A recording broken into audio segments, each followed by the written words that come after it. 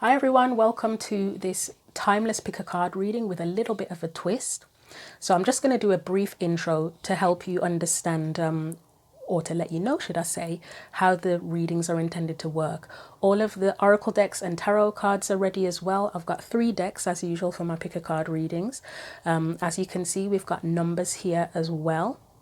So each, I've done these in batches. So we've got 3 subject areas: relationships, work, and general. And depending on what deck you pick, that will determine what type of reading you get. But you'll only see the numbers, you won't see what's on the back until we do the actual reading. So when I speak of relationships, it can be romantic relationships, of course, but it can also be any relationship or interactions you have with anyone in your life, from your neighbor to your best friend, your mum, your dad, your granddad, your ex-partner, whatever.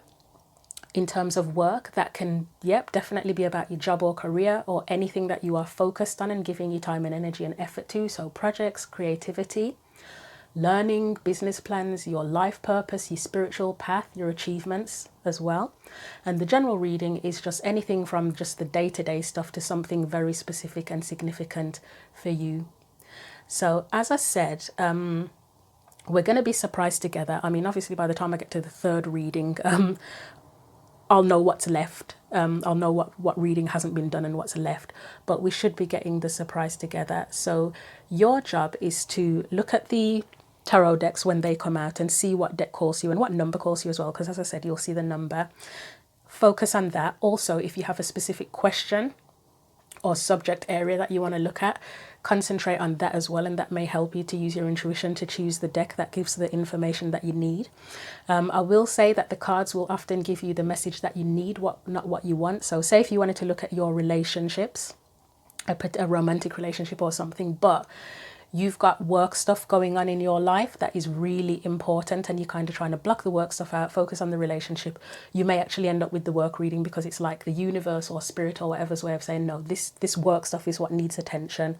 But as I say, you're welcome to watch 1 of the readings, 2 of the readings, or all of the readings. And of course, if you have any questions or queries, just send me a message in the comment section. So I'm just going to give a brief example of how I'm going to choose the cards. So I'm going to mix them back up. So, I mean, to be frank, I can't remember which order it was in anyway.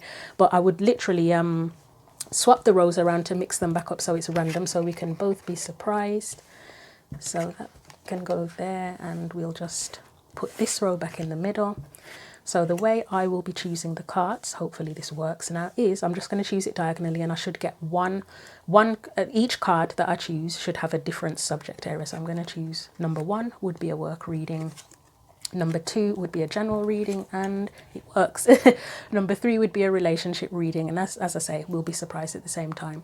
So hopefully you enjoy it, and yeah, let's get on with it. Welcome back again, air signs. It's time to choose your deck. So as I said in the intro, focus in on the deck or the number or both of them, whichever calls out to you. If you have a specific subject area, work, relationships, general life, or a specific question that you would like answers for, you can focus in on that as well. Take your time if you feel the need to pause the video. Again, these messages are for anyone whose sun, moon, or rising sign is an air sign: Libra, Gemini, Aquarius. So once you've chosen, then you can move on to the relevant part of the video. Welcome back again, those of you who chose deck 1. Let's see what you have. You have the general reading, so we'll put that here. I'm going to start off with some oracle messages for you. Just want to say before I begin, thank you to everyone who watches, likes, shares, comments on the video, subscribes to the channel. If you want a personal reading, see the info in the description box. And as I said in the very first part of the intro, the general reading, it can be anything from the just day-to-day stuff in your life to something very specific and significant for you. So let's get on with it. We're going to get some messages from the Moonology deck, first of all.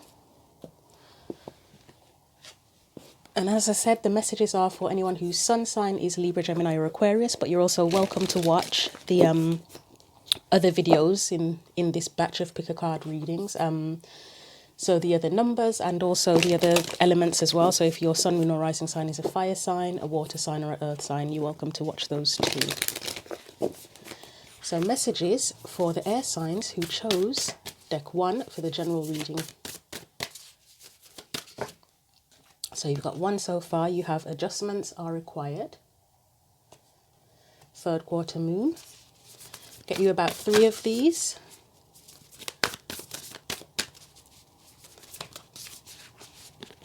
Anything else for air signs? You also have it's time to release negativity. Full moon in Scorpio. And 1 more.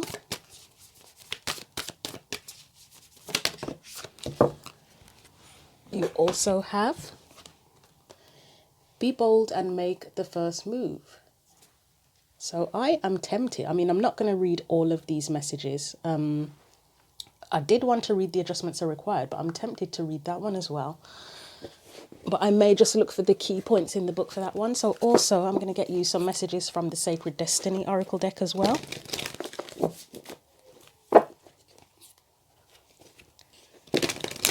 So any more messages for this general reading for air signs? You chose deck 1.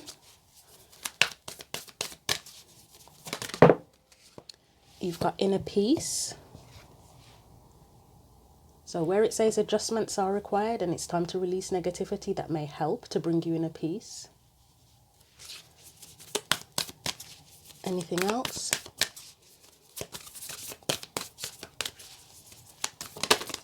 You have abundance.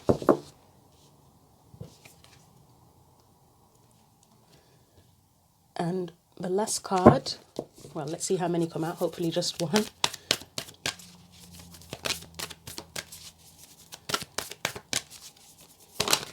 You have diligence.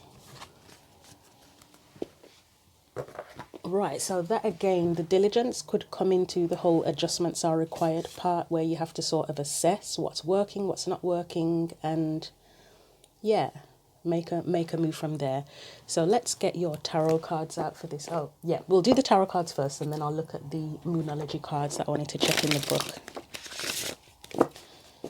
So messages for air signs for the general reading. Let's get an overall energy for you first of all. So overall, you've got the 6 of Swords, and I mean that again, it goes with that inner peace card, but that can also be again relating to releasing negativity, because the 6 of Swords is a card of it can be escaping something, it can be going on a journey and just going to where things feel calmer, whether that is mentally, emotionally. I mean, obviously mentally would be first and foremost because it's swords, but there can be an emotional and physical side to that as well. Let's look at the past for you.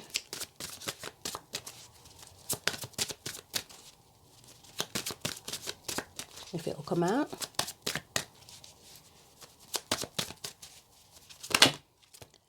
So we've got 5 of Cups with the Sun.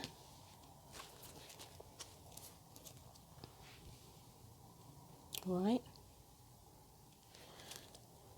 Let's get another one for the past. Yep.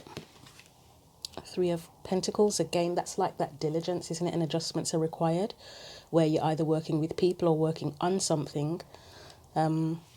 Let's get one for something for the current energies, the present. 9 of Cups in reverse, as I often say, sometimes that can be like a work in progress. And I've noticed actually with the 9 of Cups in the last probably few weeks or months worth of readings, or say 2 to 4 weeks worth of readings, the 9 of Cups has often come up as something to do with having like, I think the way I've put it is peace of mind is what comes to mind with that. So again, that inner peace of mind for me. So let's get another one for that current present energy. Page of Pentacles. Again, I mean, I was just going to say that could be the making the first move, but it's a card of being diligent. Again, it's learning, isn't it? It's an opportunity to have a new beginning, but to learn, or to start again, but learn as well. And for the future, you've got the Ace of Wands with the Devil. That's an interesting combination. And a final card, which will be one of advice for you.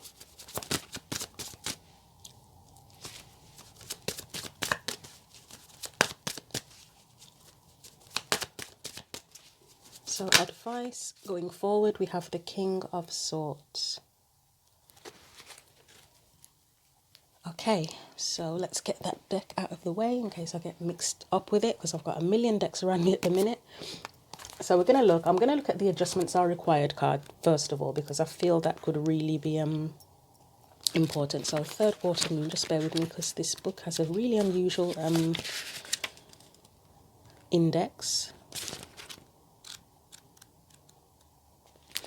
Okay, so it says here, think of yourself as a vessel that has been filled more and more over the past few weeks. Some of what has come your way may have been wonderful, but there is also a lot of negativity and you need to let go of this. Wow, okay, so that directly connects to that one. Whatever situation you're asking about now, be honest about whether there are toxic emotions involved which you need to release into the ethers. This card also comes with the promise that all is not lost. However, there are changes or adjustments required before you will get to where you want to be. A change of course is forecast now that recent events have been understood and acted upon. That's what that felt like, actually. I was thinking that this is where you kind of gain some sort of clarity from disappointments, but I didn't say it at the time. There may also be a crisis now which will remind you what you want and what it's time to let go of, so pay attention. The Attune to the Moon message says, I am re-evaluating the situation. Again, diligence. Additional meanings for this card, your life may be out of balance and this may be causing your issues. It may be time to hatch a whole new plan. It also says something new and exciting is around the corner. Trust may be required to move the situation forwards. And the teaching says at the time of the third quarter moon, we know where we have been, but where are we going? I really think that's Six of Swords. And there's a massive moon in there. Well, that's a full moon. It's not like a third quarter or half or anything. That's full. So that could actually be relevant, that full moon. And I can't remember the date without checking. It's usually nearer the end of the month. I can't remember the exact date without looking.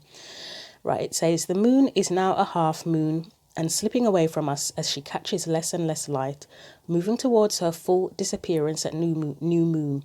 It's a time of falling away and a time to reevaluate. No matter when you draw this card, the teaching is to release and to trust. And I'm going to look at that Make the First Move card because it just stands out. It stands out to me as something that needs to be looked at, to be honest. I mean, you've got the abundance card there. So whatever you feel is abundant to you, that Make the First Move might help. It might be relevant somehow as well in knowing what you want to go towards. I mean, clearly we've talked here about assessing the situation or reevaluating and not knowing what you want to leave behind, or figuring out what you want to leave behind, but what you want to go towards as well. So Cardinal Moon. It's 104. So be bold and make the first move. It says, now is the time to be bold, bossy even. Take matters into your own hands. Cardinal signs are powerful and self-starting. They're determined and great at organizing. Drawing this card strongly suggests that you're going to need to be all those things to get your ideal resolution or position in the situation you're asking about. This card may challenge you on how strongly you really want something.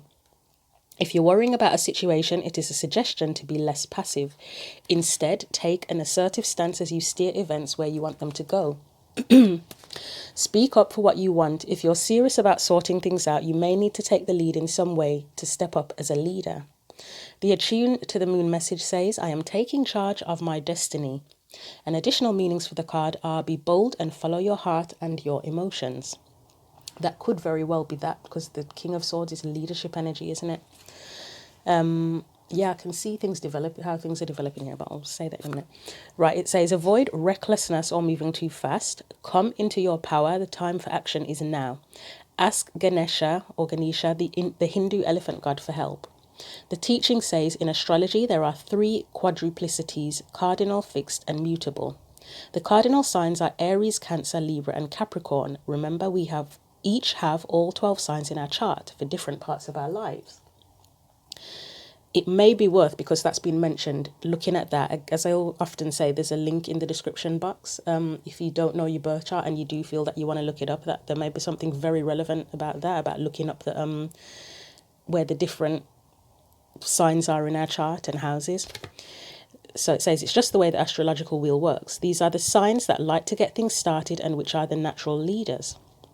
No matter when you draw this card, it's a sign that something new is starting and you quite possibly need to take the lead on it. So as it says, the cardinal signs, which may be relevant here. So you might want to look at the connection between the houses and the signs. So Aries, Cancer, Libra and Capricorn. Okay. So we'll leave that there, right? Let's get on with it then. So Six of Swords, as I say, it's like whatever situation you're in, you want things to be more peaceful, to run more smoothly, I would say as well, by the looks of it. And the Empress at the bottom of the deck. Oh yeah, what I was going to say about the Ace of Wands and the Devil. So if something hasn't been running as smoothly as you wanted it to, it's like I can see sort of a progression here where, as I said, you may have gained some sort of clarity from disappointments in the past. That's the first thing that comes to mind here, but we'll see what clarifies it. In the middle, as the present energy, it's like trying to get or figure out what it will take. So that could be that the period of time you're in now could be where you're trying to figure out what adjustments are required. And then when we get to the end here, I guess the Devil it's figuring out what you want to let go of or what may be holding you back so that you can take the lead, take control and follow whatever it is that you're inspired towards. Okay, let's look at the Six of Swords, please. That's the overall energy for this. So the world, that's just what you want to go towards, isn't it? You want things to change. You want a new cycle. At the beginning of a new cycle with the new year, the Devil, I will say that's whatever's holding you back, but we'll get further info on that. Anything else?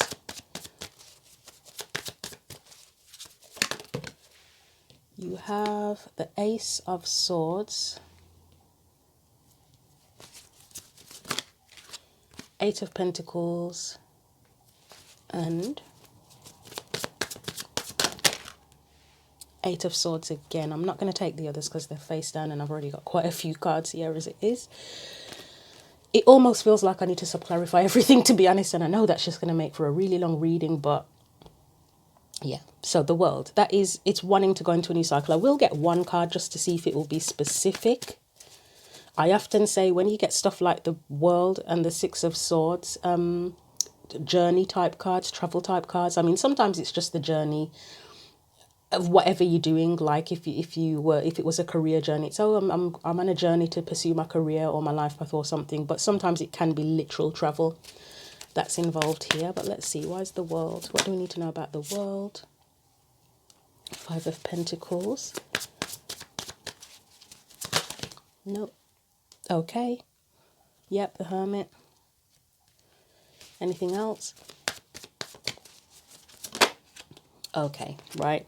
Well, the first thing that I can see here with the Five of Pentacles, the Hermit and the Ten of Cups, it's like there's a sense of lack and clearly you're wanting to move out of that sense of lack. So it could be financial for some, but it feels more like just it's the journey of self-discovery, isn't it? Of what will really make you happy. So whether it is just general happiness or whether there's something specific that you have in mind and it's like trying to figure out what do you have to do. And I'll say, who do you have to be to get that happiness with that Hermit there? Because that is soul searching, isn't it?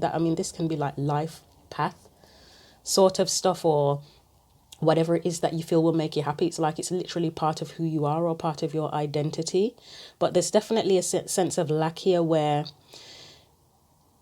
it's like, I feel like it's almost like it's something's out of alignment. Like whatever it is you desire or you feel emotionally or spiritually or mentally, it's like it's not showing up in your physical reality.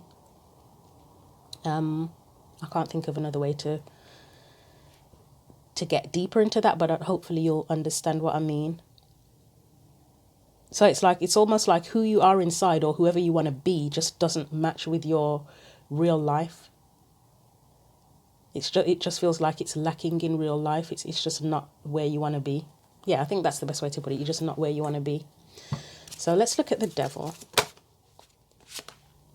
Right, we've got the Ace of Wands. We have the Page of Cups. And we'll get one more for that, the Emperor. It's just a similar message, really. I mean, the Devil, it's just that feeling. I feel like it's the feeling. It won't say exactly, but it's just that feeling of being held back from whatever it is that you desire, whatever it is that your heart wants. There's a bit of a power issue here, possibly. Let's just get one more after the Emperor. Like you may not feel 100% that you have the power to do what it is that you want to do. Okay, yeah, same thing. It's just feeling like you don't have the power, but knowing that whatever, as I say, you're just not where you want to be, because this is another card of travel. It's another card of journeying, whether it is your journey in life in general or literal traveling. It's just, yeah, something just doesn't match. It doesn't match. Okay, we'll leave that there. I want to have a look at the Ace of Swords as well. Yeah, it's going to be one of those where I feel like I need to clarify most of the ones in this part. Hopefully not in the others, but Ace of Swords, I mean, that feels like a need for clarity. And specifically in terms of what do you need to do, where you're sort of thinking, well, what do I need to do to get everything into alignment, to sort of, yeah, I mean, that Temperance, it's balance, isn't it? It's alchemy, it's balance, it's bringing things together, harmony. For someone, there may be a very spiritual side of things here for you. Like maybe your spiritual self feels like it doesn't match your physical self. Do we have the Knight of Pentacles? Yeah. Again, it's like it's just that same thing, needing clarity of knowing, what do I need to do? What do I need to do? I mean, the Fool faces the unknown, don't they?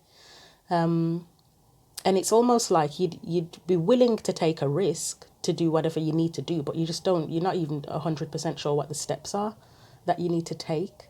Again, this is a card of, for me, this is a card of diligence. That Knight of Pentacles is like, I'm willing and ready to do it, but I need more clarity first. I'm just not 100% certain. So we'll look at that Eight of Pentacles. So the Eight of Pentacles, yeah, it's just the same thing. It's giving the same message. You don't know what to do, to be honest. Right, you've got the Five of Cups there, and you have the Two, still the same thing, not knowing what to do, and it takes its toll emotionally, doesn't it? This Five of Cups, that would be that release, that negativity energy, because when you start to feel stuck, which I guess that's what the Eight of Swords is there, when you want to make a move or pursue a path and you don't know what to do, and nothing, like you say, if you've already tried doing different things and it's not working or it's not moving along, it's just, it gets to you. It does start to get to you. It starts to, negative thoughts can start to kick in, and then you get to this point where it's like, God, I don't know what else to do, and it's just never going to happen. What am I doing wrong? And it does disturb your peace. It feels, it's restless. It's a restless type of energy that can come in. So let's look at the Eight of Swords. So we've got the High Priestess. Is your intuition blocked? I know that can be annoying to hear that when you've been stuck for a very long time and trying to figure things out. That doesn't feel right. Nine of Cups. I mean, that is that peace of mind again, isn't it? Well, for me it isn't. It is satisfaction, but peace of mind as well. Let's get another one after that High Priestess. We have the Tower.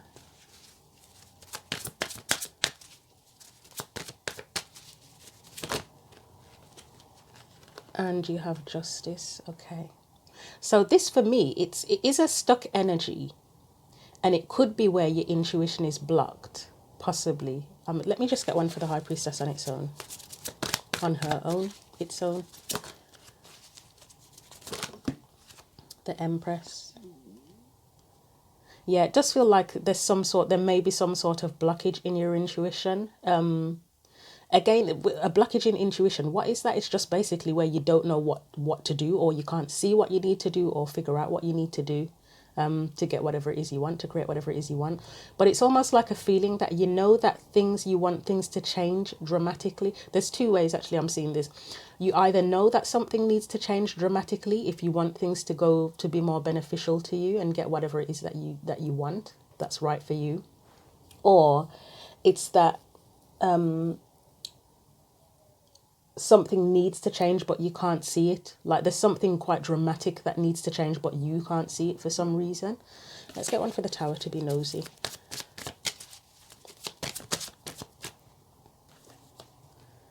The Two of Wands.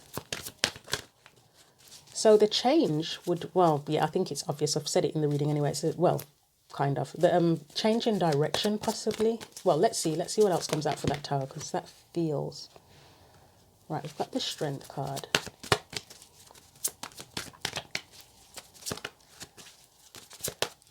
I know there's like a million cards on here now, so I'm probably going to have to pause to get them back into the deck. Otherwise, we'll be here all day. Death, I mean, that's another card of change. Okay, so there's a couple of ways I'm seeing this as well. So the Tower, as I said, it might be that you need to change your direction. You might need to have like the courage to change your direction to be able to do this, to build something solid. The other side of it, the other side. So for some, it might be changing your direction. For some, it's having that you need more courage to sort of either continue on a certain path or pursue a certain path. But there is some massive change here.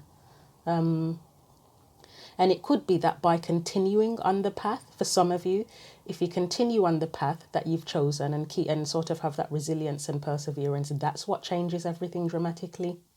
But if things are stagnant at the minute, like even if you've been putting in the effort and things are stagnant, you wouldn't see that, would you? All you can see in front of you is it's just not moving.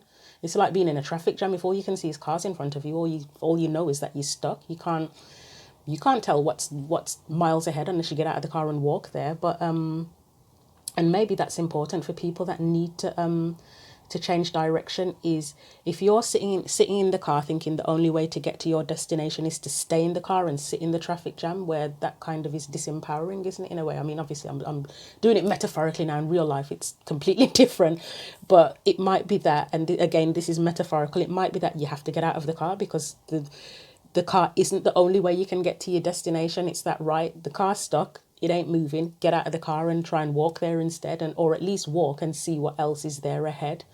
That is an odd metaphor, but that's what comes to mind. Right, okay. I'm going to take a brief pause. I'm done with this overall energy, which, as I said, it's wanting to move forward and you feeling a bit stuck. It looks like you're feeling stuck and you're just kind of trying to figure out what to do to kind of get that peace of mind and unstick everything. But yeah, I'm going to take a brief pause to get all the cards back in the deck because it's a lot. So bear with me. Okay, so I just wanted to say, while I had that brief pause and sort of sorted the cards out, reshuffled, I was just thinking metaphorically again, is that car like a comfort zone? Is it a comfort zone? Are there some out there who are afraid to get out of the car? But yeah, it just came across as maybe it's a comfort zone. I mean, if that's the only way you know and that's the only way you think you can do something, it is kind of a comfort zone, isn't it? But anyway, let's look at the Sun and the Five of Cups as a past energy.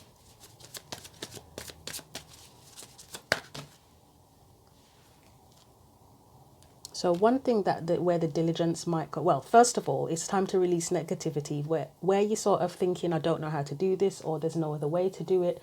It's a case of just try your best to sort of think in terms of solutions rather than, what's holding you back. I mean, I know sometimes it's easier said than done and you can't completely eliminate those negative thoughts. I mean, if they come up, let them come up, but then try to adjust those as well. Maybe that's part of the adjustment, is adjusting negative thoughts. So how would that work? So if you're sort of saying, God, I can't see any way out of this, or any other way to do this, then you sort of say, right, you've had that thought, let that go through you, and then think, right, what other ways are there of doing this? What else can I do differently? But in a, not in a negative sense of, God, I don't know what else to do, but more like, right, what are the solutions kind of energy instead. So, what else was I going to say about that as well? Yeah, the part of the adjustment might be your frame of mind as well as the physical stuff as well. There was something else I wanted to say. Oh, about the diligence of assessing what other options you have or other ways of doing it.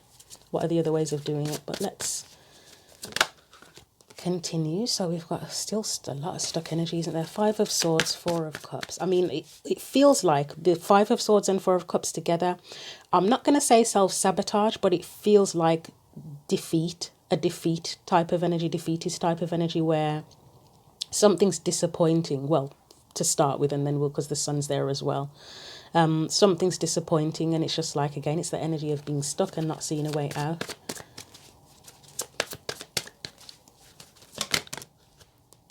You might be like kind of in this energy of, well, where's the light at the end of the tunnel? I mean, you've got that energy again with the Page of Swords, is trying to figure things out. So needing more info. Okay. The Empress.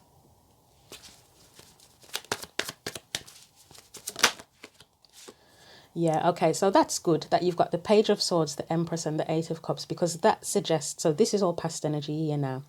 It suggests that there's still a sense of potential, but you may have had disappointments along the way as well.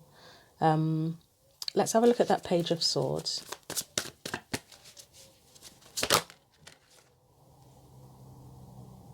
Well, that would be where you need to feel differently, I would say. So again, in terms of that negative, I don't know why it's coming up as that, but that's what it's coming up as, that negative energy. It's needing to feel different. And as you've probably heard me say, if you watch any of the other videos with the King of Cups, some of the things I say about the King of Cups are, he's a representation of emotional maturity, emotional resilience, and emotional intelligence. And there's a lot of that needed to figure things out. Anything else?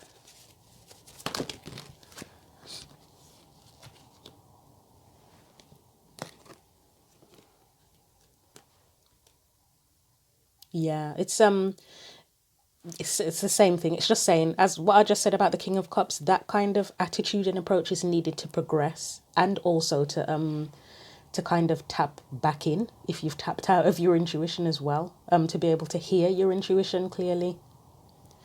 I want to look at that Five of Swords. I don't know why, because I've already said it's like a defeat type energy. Right, King of Swords.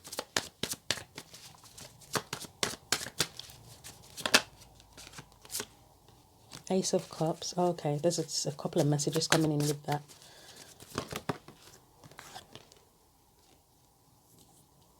Okay, yeah. God, it's a funny, it's almost a literal hearing someone's thoughts. Well, not literal, but it's almost like hearing someone's thoughts with this. So one of the things that can make someone feel defeated is not having enough, not knowing enough, or feeling like you don't have enough knowledge to make something work. I was almost getting this, like a dialogue in my head of someone sort of saying, well, I've got the feeling for it. I feel passionately about it, but feelings aren't enough. Feelings alone can't make it work. That sort of energy, which is true. It is true. If you want something to work, no matter how passionately you feel about it or how much you love it, that alone won't make it work. But it was a bit of more of a negative sort of, it's not enough. Maybe you've even felt like you're not enough, to be honest. That comes to mind as well. Okay. Right. Let's move on to let's look at the Eight of Cups briefly and see what that is. Six of Pentacles. The Ace of, yeah, that's just wanting things to, I mean, it's wanting things to work out, isn't it? It's wanting the balance. If you have been putting physical effort into something to try and make it work, it's just wanting to get something back from it. You know, if you've worked really hard on something and you try and put it out there and get something, like say if it was something financial, like say if you had a shop on Etsy and you make beautiful, I don't know, anything, it could be anything, but something that you make and create on Etsy. I don't know, I'll say that you build you build trains or design trains, like not trains that people travel in, but you know, model train type things, and you design those or something and make those, and you've put it on Etsy and you've had your shop up there for like 6 months, and you just not selling the trains, and you obviously know how much effort you put in, you know that you're passionate about it, and you're just like, why isn't this working? Why am I not getting like the something back for this? Like, number one, why isn't anybody buying it? But it's that thought of, you've put so much time and effort and energy and love and passion into it, and there's just no balance because you're not getting anything back. I mean, again, back to the emotions. Emotionally, you enjoy making them, but then it can be disappointing, especially if it's like, obviously if it's a hobby, that's another story. But if you've decided that this is what you want to devote your time and energy to, and you want to make a living from it, obviously it's going to distress you, isn't it? And as I say, with the Eight of Cups, it's like you want to leave that feeling behind. You don't want to feel disappointed. You want to understand what's not working and what you can do, because you feel very passionately about this. Let's get one more for that Eight of Cups, and then I will. Yeah, it's connection here. But it's like it almost feels like it's, what am I missing? Like, what is it that I need? I don't know how to explain this, because I know it is a connection. It's an emotional connection, but it's like, what do I need to do to connect with the people that would be interested in buying this? You know, so like something that you may be considering if you are a seller of anything is the audience. You know, how do you attract the audience? Because obviously you want to be authentic and do what you love, but then at the same time it's like, is there a compromise? Like, do I have to do something differently to attract the audience? Or do you know what I mean? But you don't want to go too far to the point where you're just faking it and sort of selling out to get money. So yeah, that went a bit deeper than I expected, but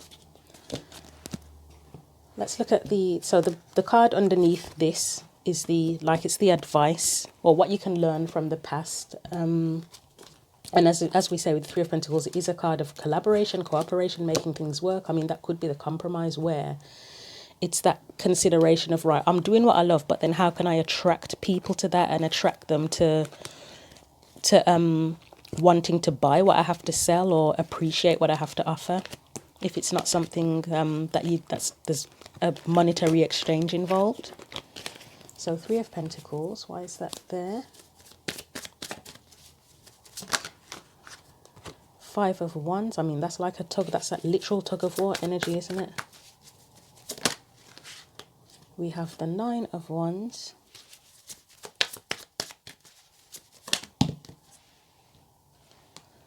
The Magician, I mean, there's a big thing in this with feeling powerless. And it doesn't mean that you're powerless within your whole life. It's just within this particular situation, it feels like a struggle.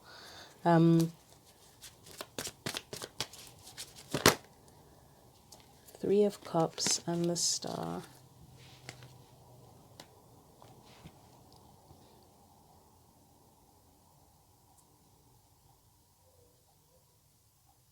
So this is interesting now, because this is I mean, obviously I know what the cards mean. I can read the energy, but as a card of advice, it's really weird as advice. Because obviously you can see the struggle here. You've had resilience. Okay, so part of the advice could be the need to have resilience, to continue to learn what you need to learn. Okay, I'm seeing it differently now. Let's have a look at that. Let's have a look at the Magician.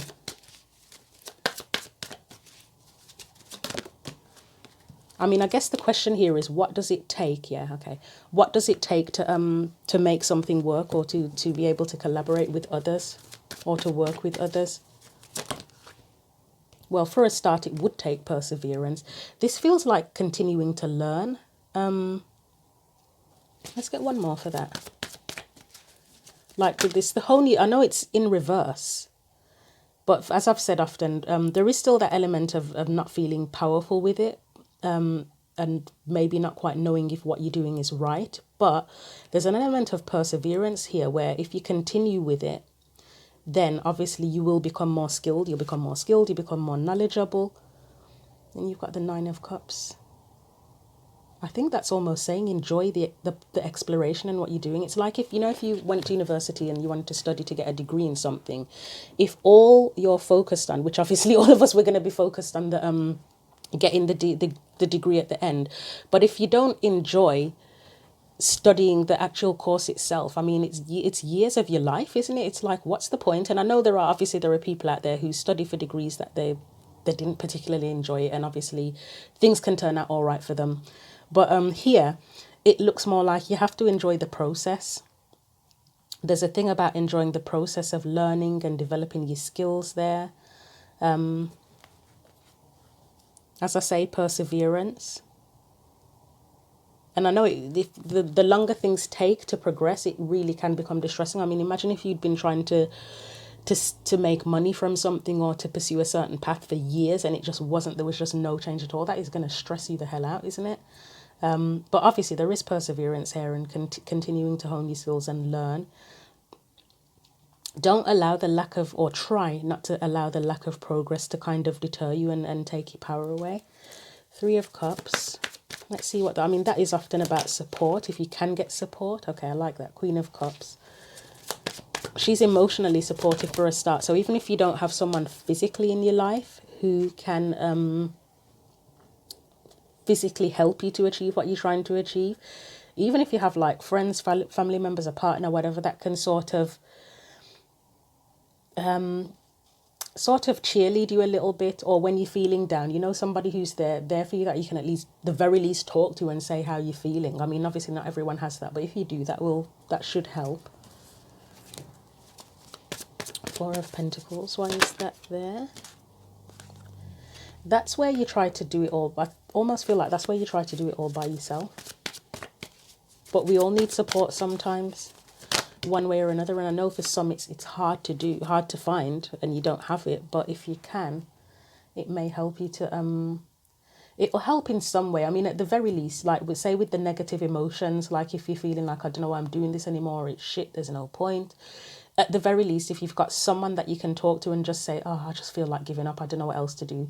Just having someone to listen to just sort of, I don't know, encourage you in some way, shape or form, emotionally, that can help you to continue to keep it up, to keep going. So what's the last card? The last card is the Star. I mean, that's just what you want. So as advice in terms of how to make things work, you've got perseverance, you've got continuing to work on things and enjoy the process, if possible. Enjoy the process. So even if you're doing something, like, again, going back to that example of being an Etsy seller, trying to sell trains, one thing you could do is, instead of it's going to be impossible to not think at all about why isn't it selling, but try to sort of think of it as, right, I'm not selling anything, but in the process of making these things, I'm learning, I'm like honing my skills in terms of being a designer or a train maker or whatever it is you're doing. Like you're developing, you're getting better at what you do, the more you do it, even if you're not selling the products. I think that was it, wasn't it? Yeah. And then, as I say, support, emotional support. I mean, if you can get physical, practical support, brilliant, but emotional support, that will be helpful too. So that's what you can learn from the past energies. So let's move on to the present energy, which is that 9 of Cups. It's getting that sense of peace. You sort of may have got to the point now where it's like, all you want is a sense of peace with this, of peace of mind, one way or another. Like it's at the point where, it might be at the point where even if you don't succeed at a particular thing or path that you've chosen, it's like, okay, if that's going to work, can I kind of do something else then that will just give me some sense of peace? Because, you know, you can get to the point where it just drives you up the wall. So 9 of Cups in the present. King of Wands. It's still giving the question of, what do I have to do? What do I have to do? What do I need to do? What do I need to do to make this work? What do I need to do to get my sense of satisfaction, of peace of mind? And that 7 of, I mean, the King of Wands is action again. So it's like being prepared to do what it takes, but you need to know what you need to do. And the Hanged Man, it's still, unfortunately, it's still giving a limbo energy of trying to figure things out. Okay, yeah. I was just looking at the Page of Cups, but I'll see what comes out after that and probably look at that on its own. So yeah, 7 of Pentacles, that's where you can be where you assess things, isn't it? And sort of thinking, well, what do I have to do to make this more fruitful and abundant? Right, Death. Oh, Death and the Page of Pentacles. So that's there as well. So again, for some, with the I mean, there's a few ways I'm looking at the pages actually in here. That's why I was focused on that Page of Cups. It can be again that you might need to change direction. Does it mean complete direction? Maybe for some, or it could be just slightly, like the whole thing I said about, it's like, you know, your journey, your destination, but you're in a car, and it may be rethinking, right, I'm just gonna have to get out of the car because this ain't gonna happen. If I sit in this car, I could be here forever. So it might be as small as that. For some, it could be starting again, like scrapping a project and starting from scratch. Think of that. I mean, that could be literal for some, but metaphorically as well. And I'm not 100% how that would work in your exact situation, but it's a general reading, so take it as it resonates. I mean, the Page of Cups, it can be a new feeling. So wanting to feel differently about things, like that negative energy, you don't want to feel that. You just want to focus on feeling inspired. And obviously, if you've got all this energy of stuckness around you, it saps that inspiration out of you, doesn't it? With the Death card, we'll have a look at that. Let's have a look at the Hanged Man first of all. That's looking at still, that's trying to figure things out, isn't it? That is, for me, that's trying to figure things out.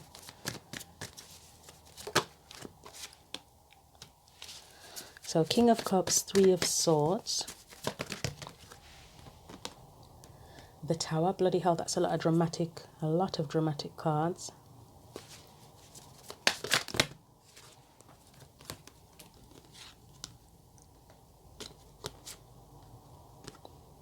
It feels like with that Hanged Man, it's not just the practical, to be honest. It's wanting to feel differently about things as well. Wanting to feel differently with all of the clarifiers that have come out, because clearly there's disappointment here. I mean, that is the feelings. The King of Cups is the feelings. You've got the Three of Swords, which is it's the struggle, isn't it? The disappointment, the hurt. Again, ten of Wands, struggle. Five of Cups, again, disappointment. The Tower, that is where you'd want things to change quite dramatically.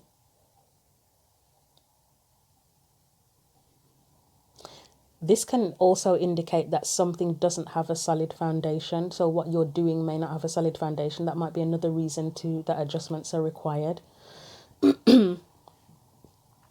the whatever's going on here, whatever you're involved in, it may be actually affecting your self-esteem, to be honest, with that Queen of Pentacles in between these kind of cards. It might be impacting your self-esteem and your sense of self-worth, and you might be feeling like, I just don't want to feel like this. I want to pursue what I love and do what I love, but I don't want to feel like this. I don't want to feel like shit.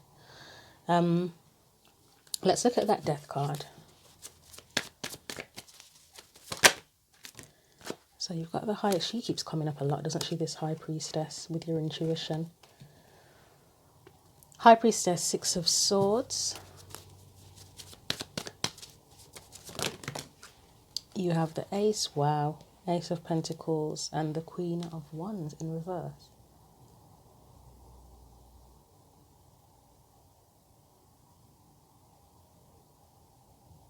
Let's get one for the Queen of Wands.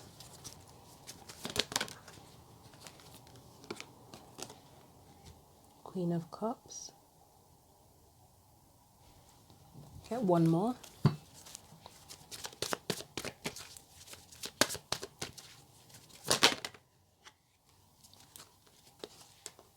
So the Queen of Wands, the Queen of Cups, the Ace of Cups, and the Justice all together, they kind of feel like fulfillment, and probably with the Ace of Pentacles too. But again, it's the energy of wanting things to change. It's like there's a need to tap into your intuition, or you may be even thinking, why can I not see what I need to do to get this abundance or the opportunity to fulfill the opportunity? I don't know what that means, fulfill the opportunity, but fulfill the opportunity, or reach the fullest potential of the opportunity. What do I need to do? It's just like there needs to be a massive change with the Death card. So obviously with the Death card, it's like leaving something behind and having a rebirth, isn't it?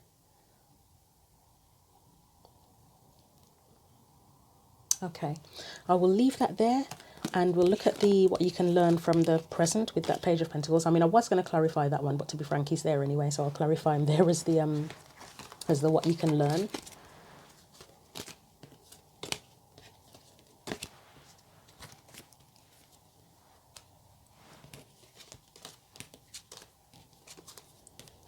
For some, it may be that the part of the journey you're on is the learning part, and as much as you would like it to be a lot quicker, you might want it to go a lot quicker and things to move faster. It really might be that this is just a learning phase for you, and that's the diligence that comes in, of needing more time to kind of hone your skills in whatever you're involved in.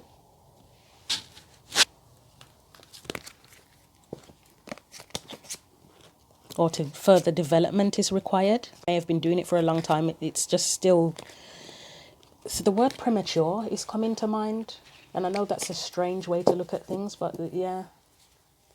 So the bigger thing might be changing the way you think, or trying to change the way you think and feel, rather than focusing on the physical. And I know that sometimes it's not that helpful to hear that, but that's what's coming up. So Page of Pentacles.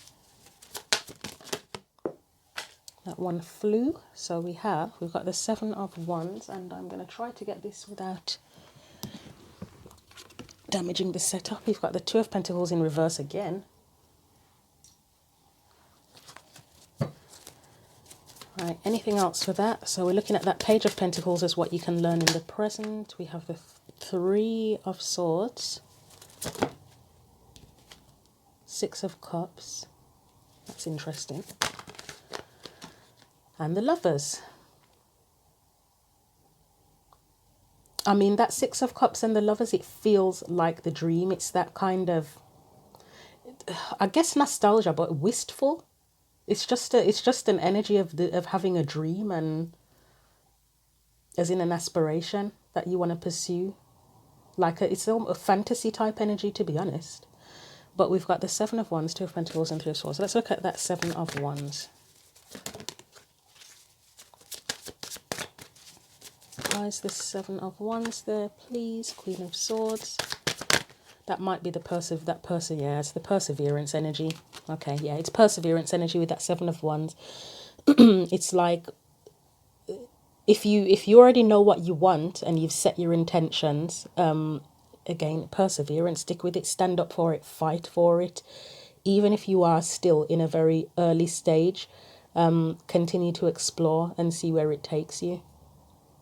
And even if you, again, it could be just having to do things differently, new direction, new way of doing something, but it's overall an energy of standing up for it. Let's look at why the Two of Pentacles is in reverse, and I may look at that Three of Swords as well. Ten of Cups, Knight of Swords,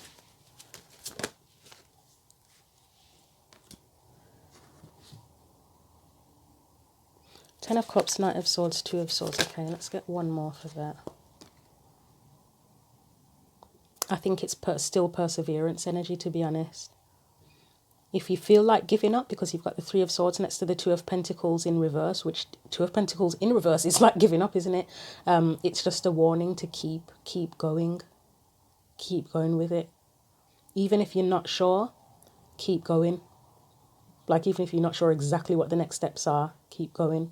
Because it's your truth. It's you probably know what will make you happy, or what you feel like you want to get fulfillment from, so keep going with it. Let's quickly look at that Three of Swords out of curiosity. We've got the Six of Pentacles. Oh, it's just the disappointment again. Why isn't it working?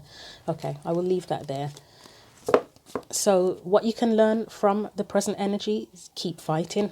Keep fighting for it. And it's tough. I know it's tough, and it can be extremely frustrating and painful when things aren't working out the way you want them to. Again, especially if you've been putting loads of energy in. But it's saying keep going. I wonder if that's where that be bold and make the first move comes in. Let's have a quick look at that. If I can find it again. So Cardinal Moon again. 104. I wonder if 104 is relevant to someone, because I keep saying that, don't I? I mean, I did say, right, so again, we talked about the cardinal signs, Aries, Cancer, Libra, and Capricorn, and being in the chart and looking in your birth chart where they are, because that is the natural leader thing. So that may help you to steer things where you want them to go.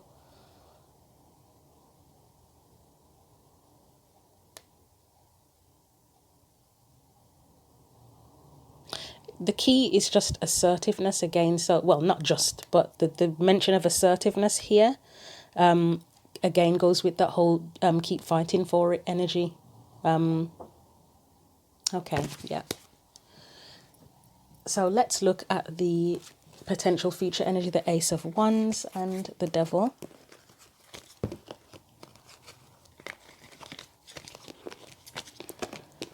So Ace of Wands and the Devil.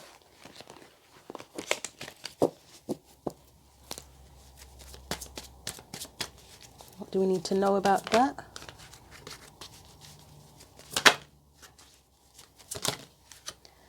Knight of Cups, I mean, that is the dream, isn't it?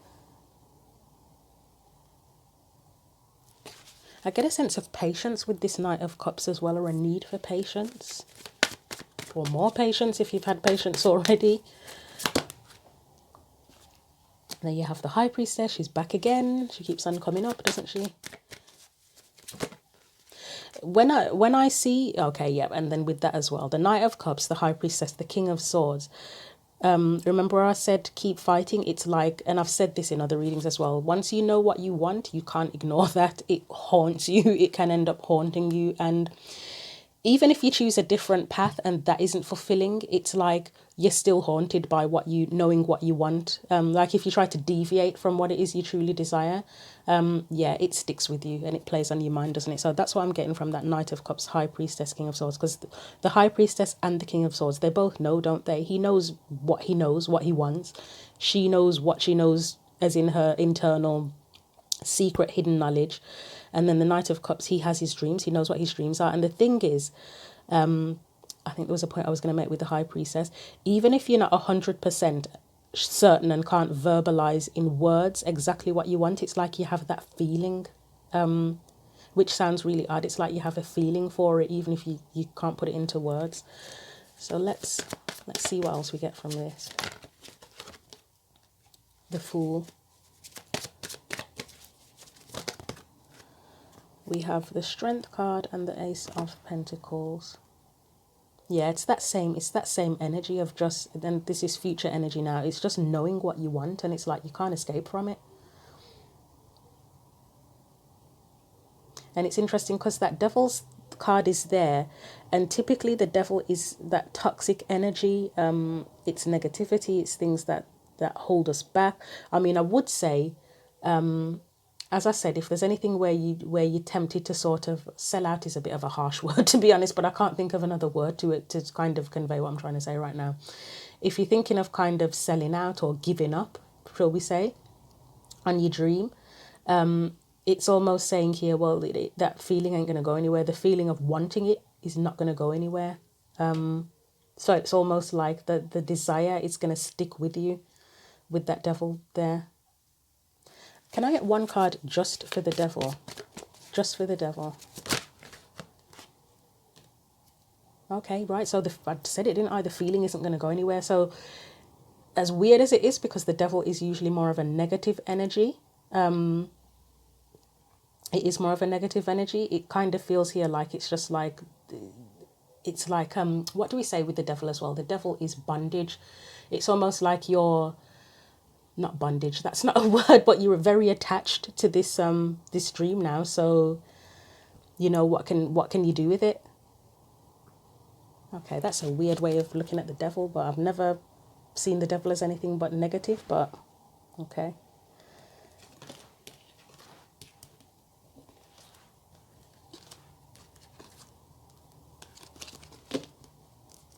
So as a future energy, if you have been thinking about giving up on this, I would say that, yeah, the feeling is not gonna it's not gonna go. Even if you give up on it and try to follow a completely different path, it's just like it's gonna stick with you.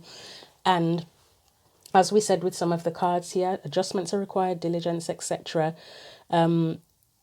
Whatever dream you have or path you want to follow, it just may be that you can't do it in exactly the way that you wanted to be honest. So it's like it's still going to be a part of your life, but just maybe in a different way from what you hoped. So the King of Swords. What do we need to know? So that's the advice going forward. We've got the Ten of Swords there.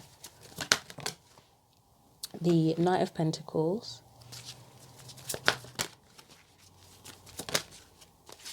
You've got the Four of Swords.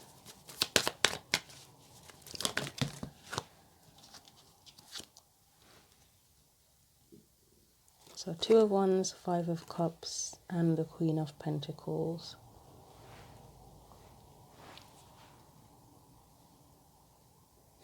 Let me just get something for that Ten of Swords, because that's a weird one.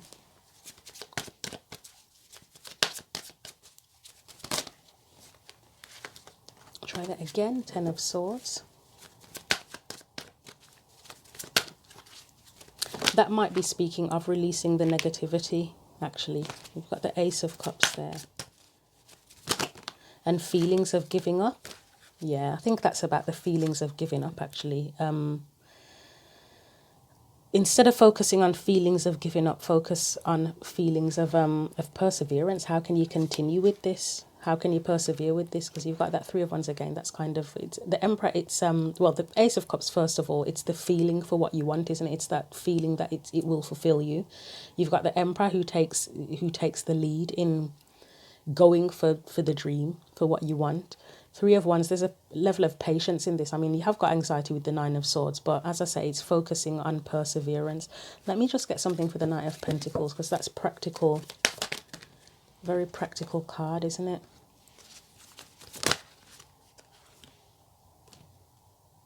It's determination. With the Ace of, clarified by the Ace of Wands and the Ten of Wands, it's advising you to focus on perseverance and determination. Four of Swords, why is that there?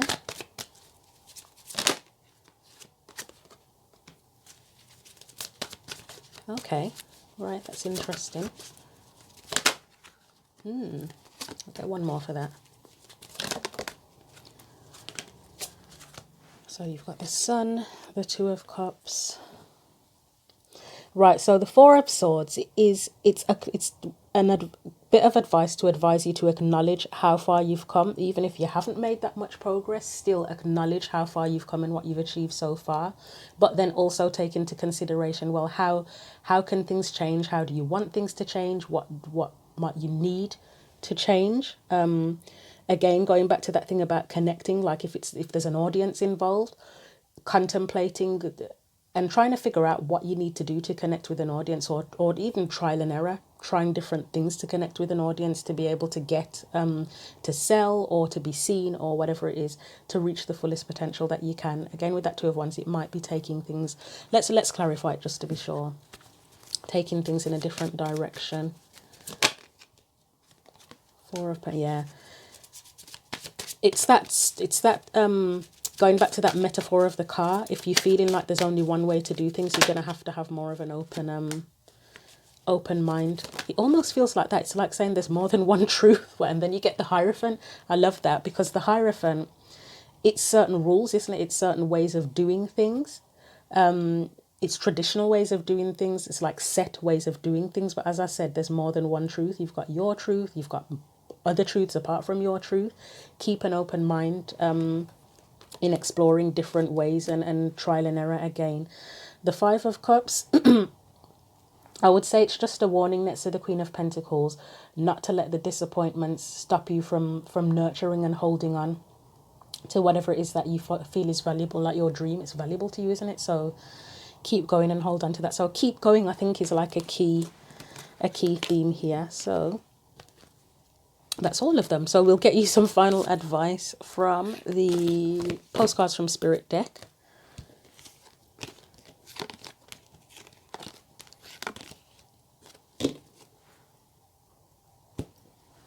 Oh, if I can actually reach that, because I've put it pretty far away from me. So final message from the postcards from Spirit deck.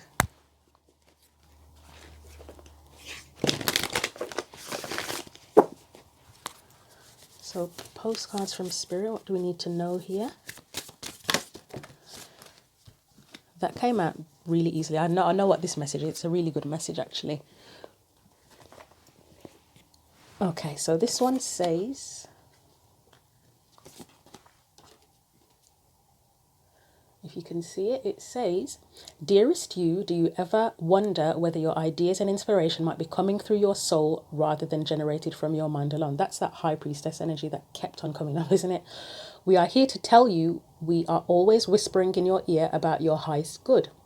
We are conduits for spirit, letting you know you are a living channel for this awesome co-creative energy. When you're feeling inspired, it means you heard us. Inspiration means spirit is breathing through you. Inspiration needs your human passion to keep it going so you can make a difference in the world. So keep moving." I love this. It's what I've been saying, isn't it? Perseverance. "Keep moving on what inspires you. Let yourself be led into new experiences and know that this is why you are on the earth. Your purpose is to discover your spirited nature and to bring forth through your efforts whatever is meant to be. Yeah, that's key as well, whatever is meant to be. Wondrous miracles have a way of showing up when you let inspiration propel you forward. You are so loved. So, so loved. So I'll leave your message there. Feel free to like, share, comment on the video, subscribe to the channel. If you want a personal reading, see the info in the description box. Aside from that, thank you very much for watching. Again, welcome back those of you who chose the second deck, deck 2. So let's see what you got. You have the work reading. So we'll put that there. Just want to say thank you to everyone who watches, likes, shares, comments on the video, subscribes to the channel. And if you want a personal reading, see the info in the description box. So let's get into this reading. When we speak of work, as I've said in the original intro, it can be literally about your job or career. It can also be to do with anything that you are focused on or giving your time, effort and energy to. So that could be to do with your resources, creative projects, projects in general, learning, business plans, your life purpose, your spiritual path, or just general achievements. Is there anything else I wanted to say about that? Yeah, the messages are for air signs. So if your sun, moon or rising sign is Gemini, Libra or Aquarius, it's for you. You are welcome also to watch the videos for if your sun, moon or rising sign is an earth sign, fire sign or water sign. You're welcome to watch those videos as well. So we are going to start off with some oracle cards. So we're going to start off with the life purpose cards. Life purpose oracle cards for you.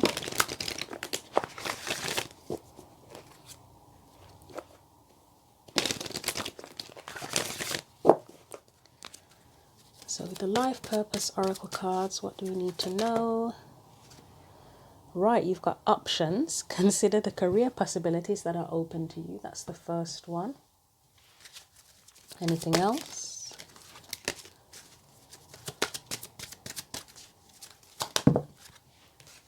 You've got teaching. You inspire young people to learn. And we'll get one more.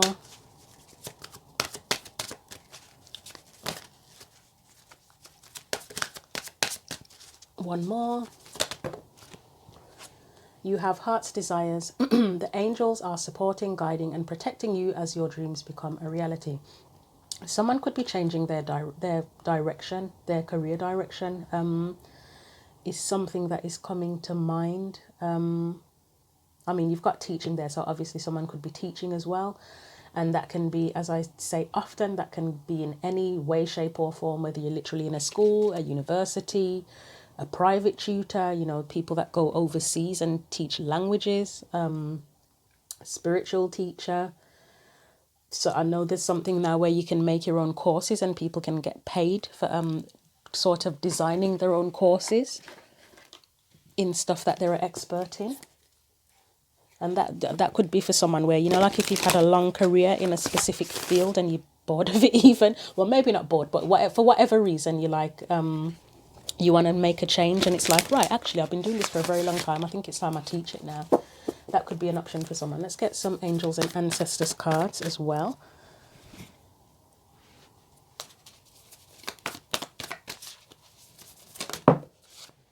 In fact, somebody may be contemplating more about what their life purpose is. That comes to mind, right? You've got the moon, take note of intuitive messages. So yeah, you might be guided. You might feel guided at the present to sort of change your direction. Anything else for air signs? You have the work reading.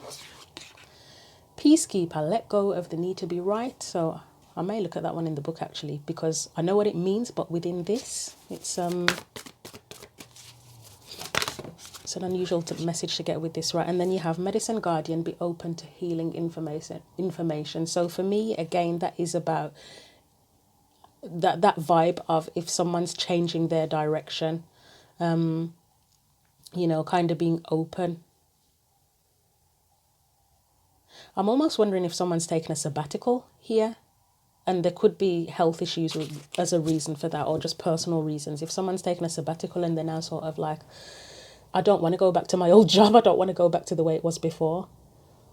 Okay, let's look at that peacekeeper message, just because, as I say, that's a bit of an unusual one to get in a reading like this, like a life purpose, a job, career, whatever type reading. So Let's see. I mean, I have got one thought on what it could be, but let me read it out of the book.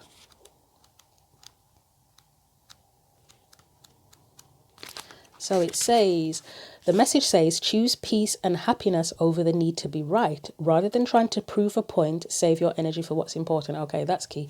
So, as I said, if someone wants a change in direction of career, one way of looking at this is that, you know, like if you're doing a career, like it, in terms of status, that's one way of looking at it. If you've been in a particular job because of it pays highly or it's the status. And funnily enough, I have been reading quite a few articles recently about people who've not been demoted, but they've taken jobs that are, without sounding critical or judgmental or whatever, lower than what they're qualified for, because they want peace in their life. Like, say, sometimes it can be that people have family responsibilities, and they're just like, you know what, no, I can't do this. This job is taking too much out of me. I want time for my family. So they take a lower paying job for that. Or if they're getting older and they kind of want to wind down for retirement, they take a part-time job instead. Or sometimes it's just people just decide that whatever they've been working in, it's just like, no, this is just too much. Why am I doing this to myself? I'd rather have peace in my life. You know, people can have different reasons for that. Or they want more freedom. Like, say, if they work in a strict environment where there's just tons of rules and it's like, you know what, this is doing my head in. I feel like I'm in prison. I want to go freelance or something. I mean, freelance can be teaching, can't it? So anyway, right. It says the peacekeeper is a wise Native American woman who has been influenced by white buffalo woman. She holds a peace pipe, which is emblematic of surrendering the need to fight and offering harmony instead. She is a soul who knows what it's like to feel under threat and to stand up for what she believes in and what is right. Her medicine helps you to take the higher road in every situation.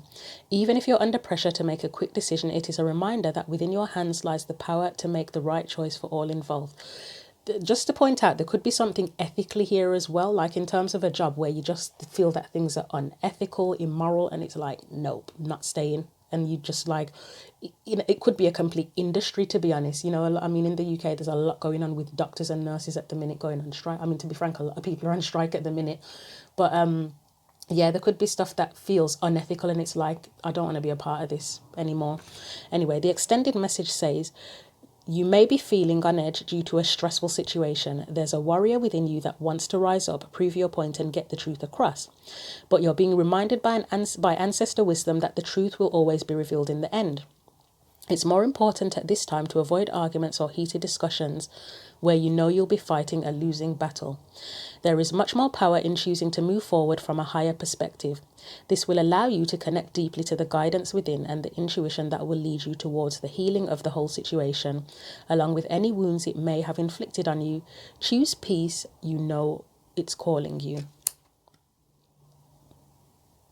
Right, that's interesting. I'm thinking of a person that I know specifically that is going through things within work where there are ethical issues, and it's like it's gotten to the point where it's not worth fighting anymore. Like, as much as you can go to the hierarchy, the managers, whoever, and express what the issues are, if they don't want things to change, then it's one of those things, you know, that saying about, is it accept the things you cannot change, or, you know, those kind of sayings where it's like you can try to change things, but if it won't change, then you have to change what you do.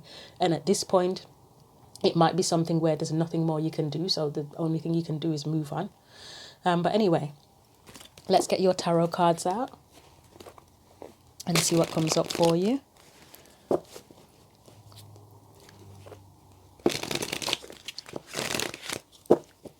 Just give it one more shuffle.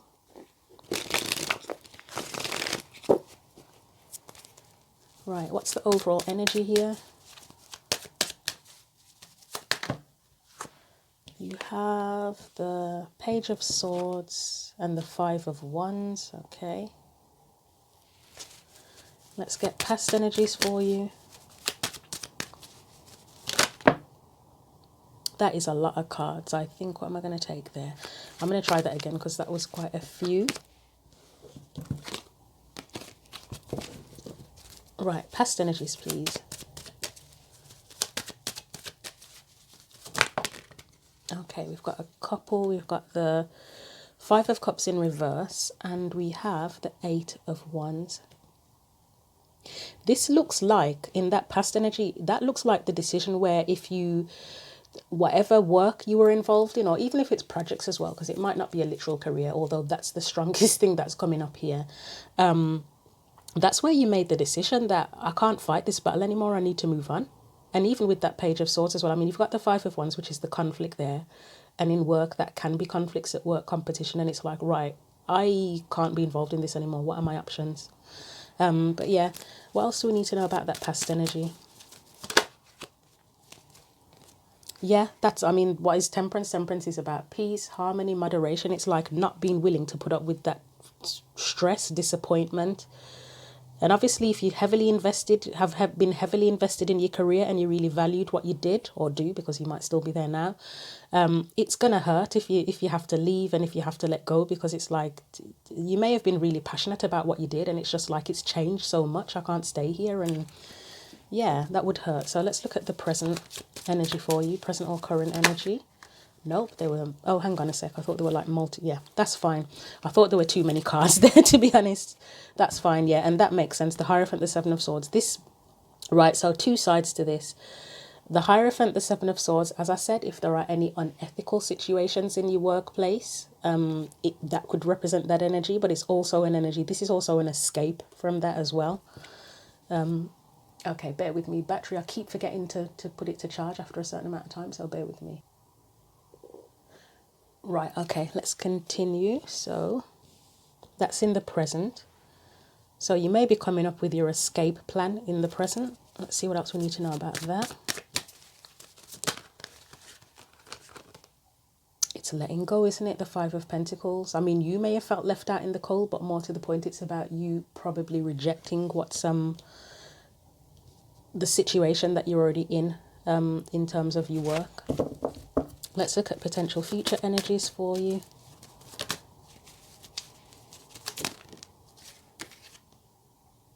Okay, I like that. Four of Swords. I mean, it is deep contemplation, but it can be a period of rest as well, like taking a pause to, like say if you did leave, it's like having a bit of a break.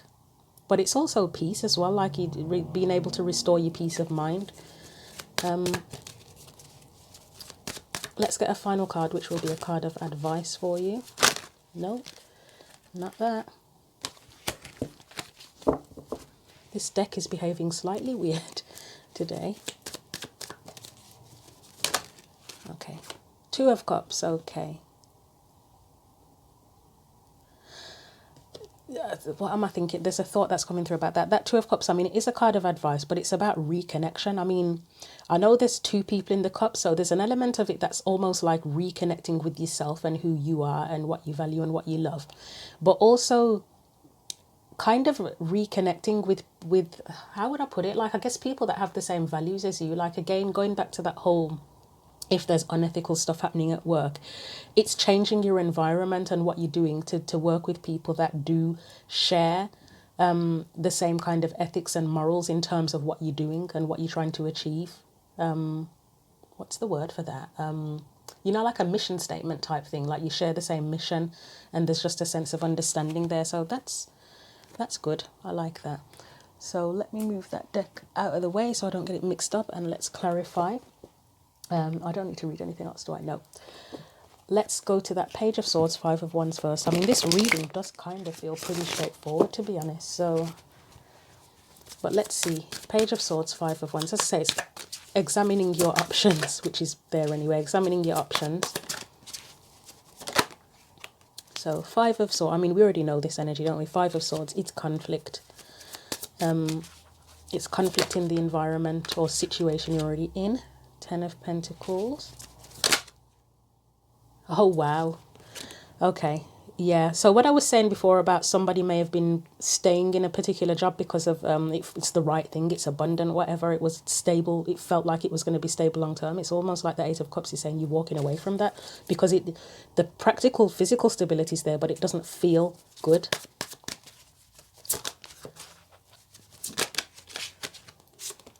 Right, bear with me again. I just need to do the candle.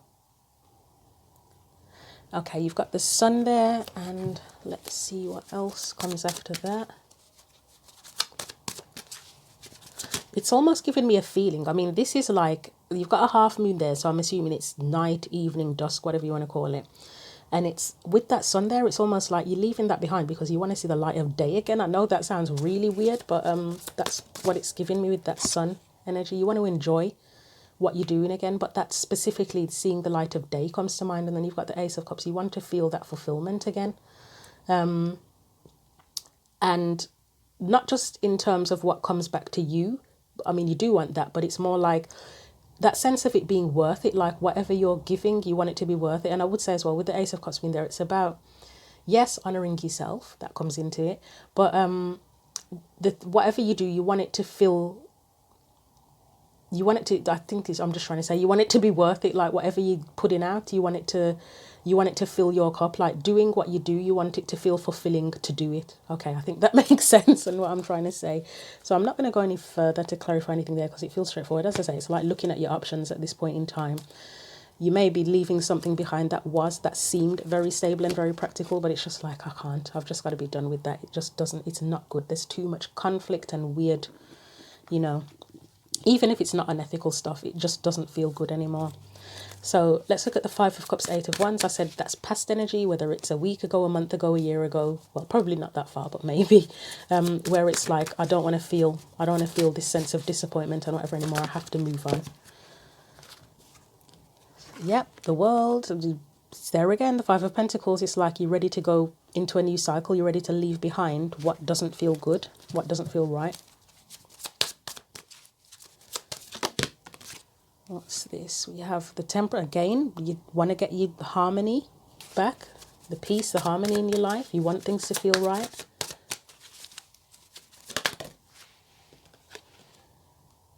Moving on, Six of Swords.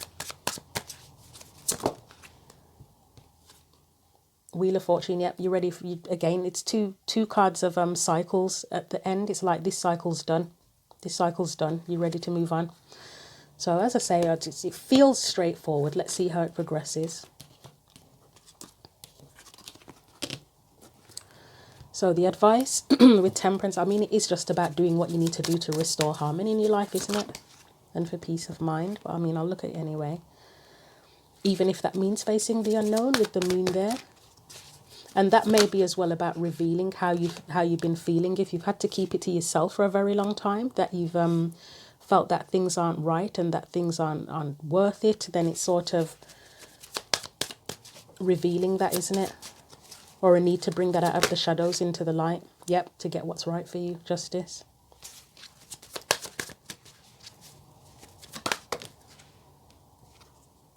I was going to say, I'm surprised there's not a swords card there.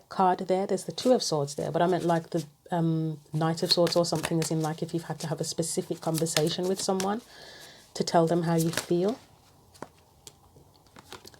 So you've got the Two of Swords, Five of Wands. I would say this advice, it's encouraging you to do what you feel is right. As in not just the financial side of, oh, well, I've got to pay the bills and blah, blah, blah, which that's important too. But again, if there's anything that's really seriously wrong in the environment or work situation or whatever you're in now, it's encouraging you. It's like, you know, like if it's almost like you feel like you need permission to leave. It's like, no, nobody's going to give you permission to leave. You get to decide. If you don't want to stay, you can leave. And I mean, obviously that doesn't necessarily mean you just walk out. I mean, if you want to do that, you know, that's, people do things differently, don't they? You do it how you do it. But if you are someone who's worried about finances, then it's sort of like, well, okay, now's the time to look at the options and see what you can do to keep yourself going. And as I say, I keep saying, one of the things that you might be doing is teaching. Whether it is that you permanently want to teach, or you might just teach or tutor whatever you're an expert in for a little while you figure out what you want your long-term plan to be. Let's have a brief look at that Two of Swords, because that's two truths. Some of you might almost feel like you want to stay behind and resolve the conflicts, and that could be a part of that peacekeeper energy as well, where you sort of feel like, oh, well, I kind of owe it to the place to resolve all the problems, but it might be at the point where it's like, no, you can't. This, you know, you don't have the power to do that. The hierarchy or whatever might not be supportive of that, so it just can't work. If you don't have that support, then it can't work. Let's try and get another one.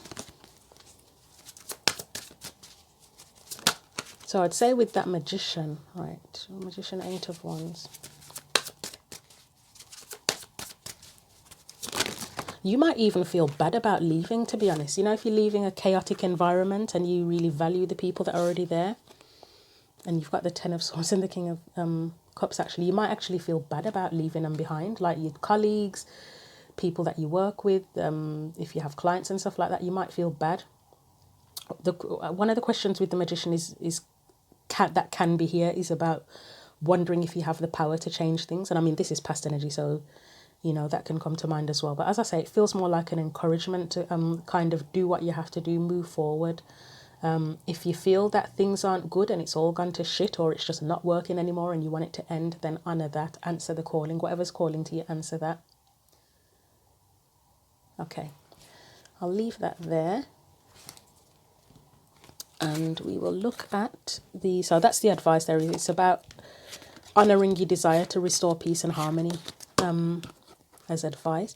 Let's look at that Hierophant and Seven of Swords, which I said it's either it's your escaping from that, or it's representative of unethical energies. But let's see. So the Hierophant and the Seven of Swords in the present. Try that again. So we've got the Emperor, but I'm going to try that again because it just felt like a vomit of cards. So the Hierophant and the Seven of Swords. And it did come up in another reading. I can't remember which one now. That somebody may, one of these pick a card readings, that not in the same video as this one of the other elements, that someone may have had a corrupt boss, to be honest. So depending on what your sun, moon or rising signs are, there might be one of the other element videos that you want to watch, because that could be relevant too.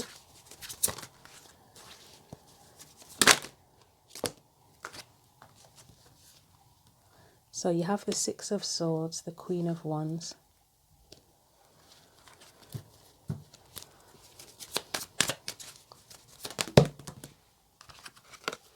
Yeah, okay, I don't need to sub-clarify any of this, right? King of Pentacles, Nine of Cups. So again, it's that energy of moving on, it's progressing, it's flying high, and it's almost like rising above. If there's any drama, rising above the drama of whatever's been going on in the environment you were in. With the Six of Cups, it feels like it's sort of advising you, or you may be doing this already because it's not necessarily advice, but you might be nostalgic about the way things were, to be honest, and you can appreciate that. Like if at some point in time it was good, remember that and appreciate that. However, if things aren't changing now, and you do want something different, then you still need to move on. But you can appreciate the parts of the past and what you've learned and everything that you've experienced. Queen of Wands, it's standing up for yourself. The King of Pentacles, you're ready to build something new. Nine of Cups, again, it's that peace of mind and getting that sense of satisfaction. So this is more about your escape plan. Although it still stands what I said about possibly corrupt hierarchies. But yeah, there's a heavy message here about having an escape plan. So Five of Pentacles, I mean, as I said, that's leaving it behind, isn't it? You may be worried about finances as well, actually, but it feels more at present to do with leaving things behind. Yeah, Five of Cups is in reverse again. You don't want to feel that way anymore. You want a new feeling. And the only way you can do that is by physically letting go. Ten of Swords is ending something that's been difficult or painful.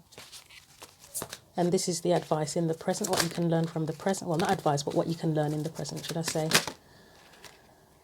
Right, so, yeah, with the Ace of Swords, I will clarify that just out of curiosity. I think your beliefs may have changed in this process, to be honest. Your beliefs actually may have changed. I might do the King of Swords as well. You know, I'd say you know what you want now, but let's do the Ace of Swords first. Yeah, I think your beliefs have changed. What once may have felt had a lot of potential might have left you sort of feeling like, as I think I said it at the beginning, didn't I, trapped or something, or it's like a prison now. Anything else for that Ace of Swords? Yeah, it would have left you, if it's left you feeling like you're in a prison, it would definitely that would be a reason for you to feel like you want to choose a new direction and put your effort and energy somewhere else and build somewhere else. So the King of Swords.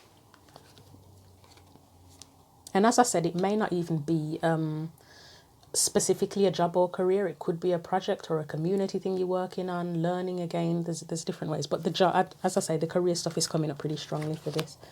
Right, King of Swords and the Devil. Ooh, right.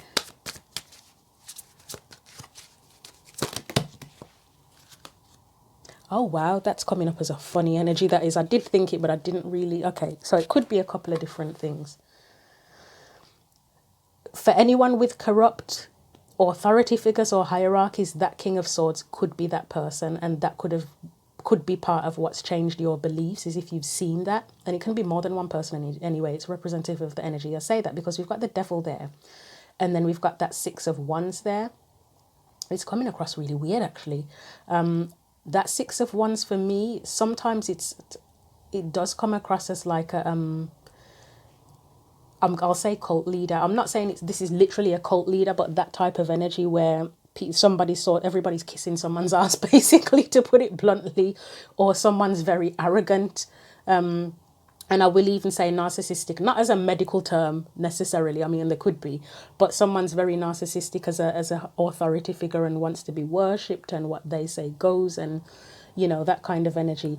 And then it's almost like with that Three of Cups, it's clicks. And I've never gotten that with Three of Cups. The Three of Cups before has always felt to me like genuine love and support, unless it's in reverse, and then that's different. But it almost feels like clicks. So I don't know. If you want to share your story in the comment section, feel free. But yeah, so that's one side of looking at things. And with that Page of Wands here, that would be if you've observed the King of Swords, the Devil, the Six of Wands, and the Three of Cups as a negative, like really weird, toxic kind of energy in a work environment or wherever.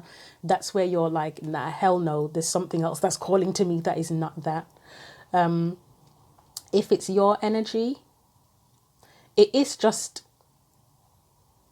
an energy. If it is you, if it represents, it can represent both, to be honest. But as your energy, it would represent leaving behind, knowing that you have to leave behind the toxicity. And it's like, now you know what you do and don't want. So if you go into a new job or a new environment or work with new people, you know what you do and don't want, and what is and isn't acceptable. That Six of Wands feels bad today, and I actually really like this Six of Wands, but it doesn't feel like a good energy.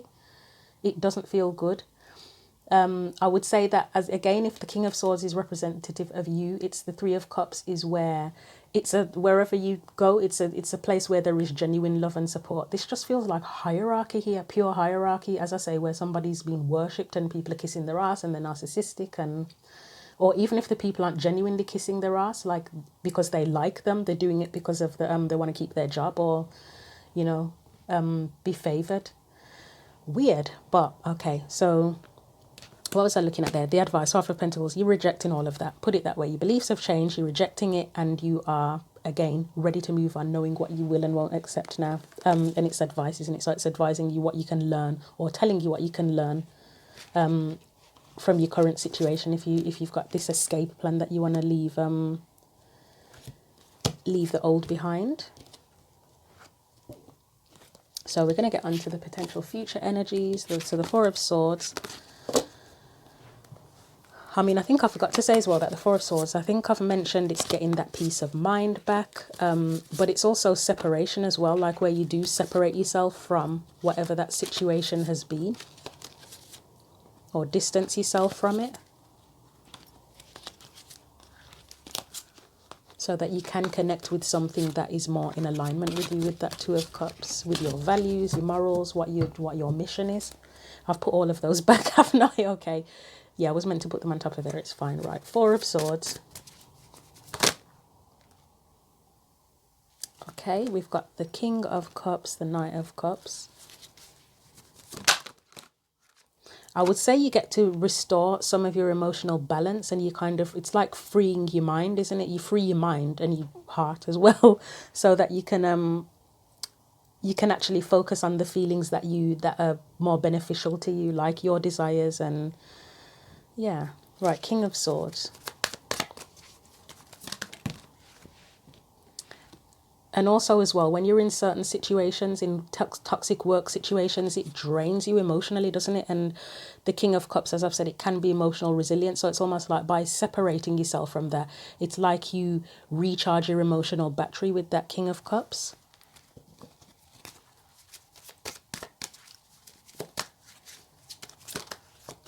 So King of Swords again, I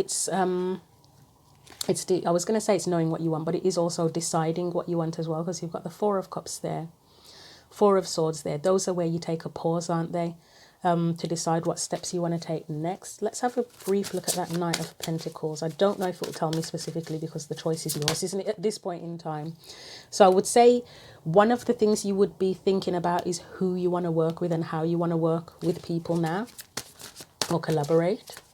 I mean, the equality comes in there strongly as well. You've got the Magician, the Three of Swords. You obviously know that you don't want to work in toxic situations again. I will say, and it's a weird one coming up again, I don't usually get any dodgy vibes with that Magician, this particular Magician.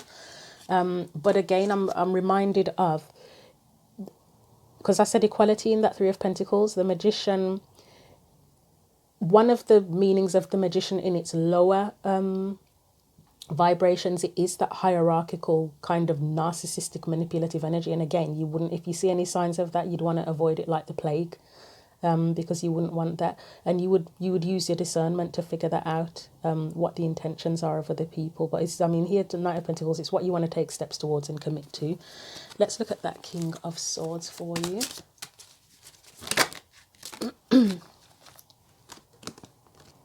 Yeah, it's still figuring this. A lot of energies of figuring things out, to be honest. What you want to do, who you want to be around. But there's like a determination that things will change. And once you've made the decisions, then things can fully change, because it's like it's a process, isn't it? Death, it's like the ending and then the rebirth follows. So where are you in this process at the minute? I'd say you're at the ending stage. I think it looks like you're at the ending stage at this point in time.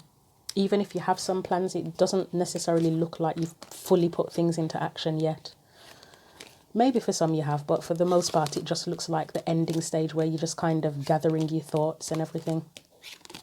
So I am going to now look at the final bit of advice, that Two of Cups, and then get you some final cards, oracle cards to advise you. So Two of Cups is, wow, yeah, same as what I was saying before. It's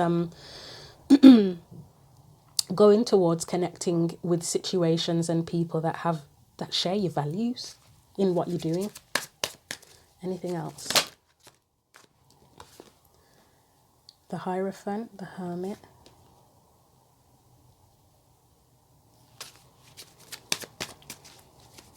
I have a thought on that, but I will share it in one moment. So I've got the Two of Pentacles and the Tower. The Two of Pentacles, the Four of Pentacles and the Tower, for me, it feels like don't fear the change. It literally feels like not fearing the change. The Hermit and the Hierophant, for me, the energies, these next to each other, again, speaking in terms of sharing values and stuff, it's again, there's a avoidant needing to, learning from what you've experienced. And if there are toxic energies around, it's making sure that wherever you go, you are valued as an individual.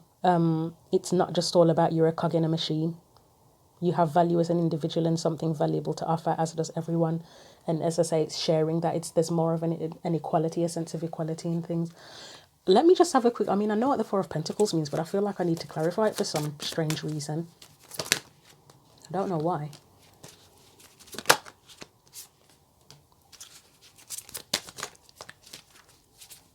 It could be for people who, or it still is an energy of don't be afraid of the change. But for anyone who's worried financially, it's like, it's sort of encouraging you and telling you that you know enough to go in a different direction. If anyone has any doubts about their knowledge or their experience, and that's what's keeping them, like if they're a bit delayed or stuck or anything, it's saying, no, you know enough. You can do this. You can go in a different direction. Don't feel that you're lacking. And even if you don't, if there's a specific thing that you need to know or a qualification or something, you have the power to do that, to take that on so that you can reach your goal. So I'll leave that there. And we'll get you a final card of advice from the Power of Surrender deck.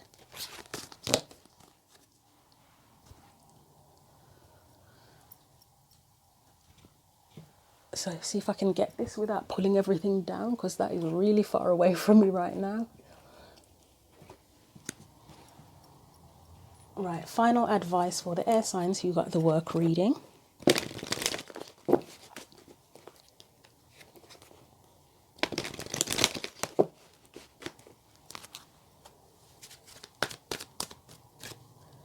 Final advice for air signs who got the work reading. Surrender fear, as I was saying just at the end there. So it says, let go of the fearful stories you are telling yourself. Stay in the moment, focus on solutions, and celebrate every baby step forward. And we also have, surrender to receiving love and support. Allow the love and support of others in rather than trying to handle everything yourself. This can take the pressure off and simultaneously nurture you. And surrender your, I like that, these two go together, and I'll say why in a minute. Surrender your desire to control people. Being over-controlling can sabotage relationships. To more effectively achieve your goals, back off, regroup, and give the situation some breathing room. Right, so a couple of meanings for these. Right, first of all, I will say again, going back to those energies, if there's any dodgy, unethical hierarchies at work and cliques and stuff like that, this is about that, to be honest. Like the desire to control people, that would be about you not going into a situation like that again, and being in situations or environments where people are genuinely supportive towards each other. It's not a competition. They genuinely have the same mission. Surrender to your desire. I mean, obviously there's a thing here as well. If you need help to change your path, or, you know, if you can get that help as well. Surrender your desire to control people again. One of the ways that we can try to control people sometimes that's not obvious and it's not manipulative is like, you know, where I spoke of someone wanting to resolve the issues in an organization. And somebody might be feeling like, oh, I feel really guilty, I need to stay and change things. But it's like, you can't. Sometimes you just can't. And that change, it's kind of a way, as I say, it's not malicious, but it's kind of like you want to control people in the sense that you want them to do better and be good, if you want to go down that road. But you can't. They can't. You can't make them do that. They have to choose to do that. If you work with people who are just, it's a toxic environment, you can't change them, you can't control them. If they're choosing to be toxic, sometimes there's nothing you can do, and you have to kind of leave that behind. If they don't want to be supportive, there's nothing you can do to change their minds about that and force them. So yeah, I will leave your message there. Thank you very much for watching. Feel free to like, share, comment on the video, subscribe to the channel. If you want a personal reading, see the info in the description box. But thanks again for watching. Take care. Welcome back again to those of you who chose the deck number 3. Let's see what you have. You're going to get the relationship reading. So first of all, just want to say thank you to everyone who watches, likes, shares, comments on the videos, and subscribes to the channel. If you want a personal reading, see the info in the description box. Again, these messages are for anyone whose sun, moon, or rising sign is an air sign, Libra, Gemini, or Aquarius. And you are also welcome to watch videos for the other elements if your sun, moon, or rising sign is an earth sign, water sign, or fire sign as well. So let's get you some messages from, we're going to do Whispers of Love first, and then we'll do the Power of Love deck. And when we talk about relationships, obviously, for me doing these readings, so yep, romantic, it can be a romantic relationship. It can also be any relationship or interaction with anyone in your life, whether it's your ex, your best friend, your parents, your grandparents, your cousins, your neighbor, the shopkeeper, the postman, work colleagues, anyone, anything where there's something significant going on. So let's see what messages you get here.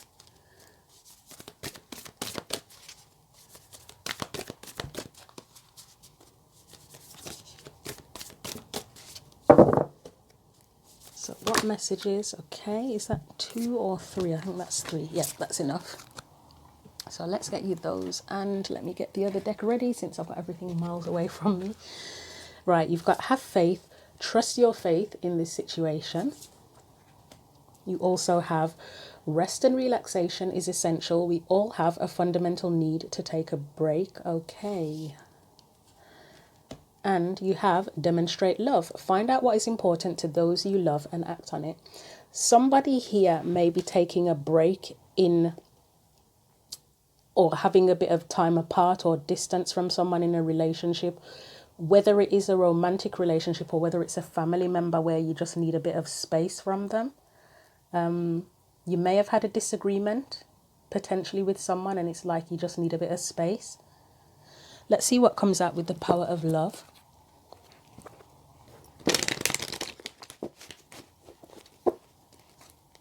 Someone might need an apology here, or need to give someone an apology, or there has been an apology if there's been a disagreement, but it's still one of those things where sometimes you need, it's like, okay, everybody's apologized, but we're still feeling a little bit like things are raw, possibly. But let's see, what other messages do we need to know for air signs who have the relationship reading? Number 3, transformation.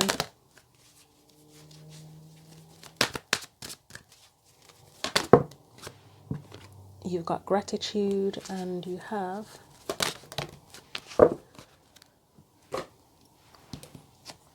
unity. Okay, yeah. I'm still getting that feeling of people having a break in a relationship. So transformation, it says, you use the power of love to move through illusions and shift into awareness. And see, this is what I'm talking about. With this break, it may be that the relationship needs to transform in some way, shape or form. And that's part of what the break is about. It's figuring that demonstrate love. For me, it almost feels like figuring out the needs of the other person. Well, both of you actually, of what each of your needs are to make things work. Okay. So strange. Well, not strange, but it's just not something I'm used to. Right, we'll do gratitude next. You fully appreciate the invaluable lessons that life lovingly presents to you. So that's almost making me think if someone's had a disagreement or somebody's having a break, it's sort of, well, one thing is, if you have had an argument, it's like appreciating what you can learn from that. What you can learn about each other, what you can learn about yourself, what you can learn about your interactions, connections with each other, and appreciating each other as well. That can come into things. And then we have unity. You understand that the love shared with another is amplified and has a ripple effect across the universe. So for this particular situation, obviously not every reading will resonate with you that you watch, but it's almost like this is a situation where there may have been a disagreement or a separation or something, but things can be resolved. And again, I'll reiterate, it may not be for some romantic, this could be anyone. I would say if it was going to be someone other than a romantic partner, I would say a parent, possibly a sibling, a friend, even like, or a cousin or something like that. But yeah, it feels like it's something where there's the potential to resolve the issues, even if there's been a disagreement. Like, I think it's because of that transformation and well, all of the cards really that are here, it just feels like there's potential to fix things, to resolve things. Let's get your cards out and see who's involved in this, or what's involved in this. So, what's the overall energy here, please? So 10 of Wands, but letting go of burdens, isn't it? So if you are transforming a relationship, it's letting go of any burdens in the relationship, you know, again, making your needs known, airing any grievances. What are the past energies? No. Try that again. What are the past energies, please? No, that's too many. Sorry, that is too many. There's 3 there. I only want like 1 or 2. Right, past energies. Okay, there we go. We have the Queen of Wands and the 2 of Cups. And let's get another one for that. Nope. So, I don't know why so many are coming out in signs. There we go. Yeah. Let's get the current or present energy. 8 of Wands, so there might be, communication could be really important here. I mean, moving on from the any burdens, but also communication could be very essential to that as well.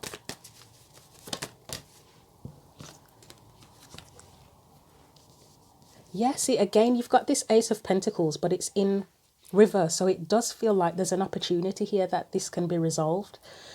Let's see what else comes up. Just make sure I've got the deck right. So potential future energies, please.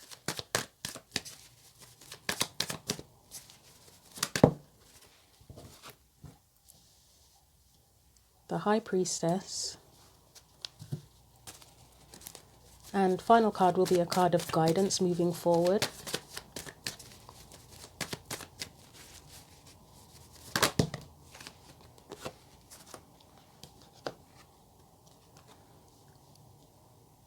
Okay, I quite like that Knight of Pentacles energy, because for me, the Knight of Pentacles, it's quite an honourable energy. It's a practical energy. It's that energy of if you had an argument with someone, it would be like, right, we've had an argument.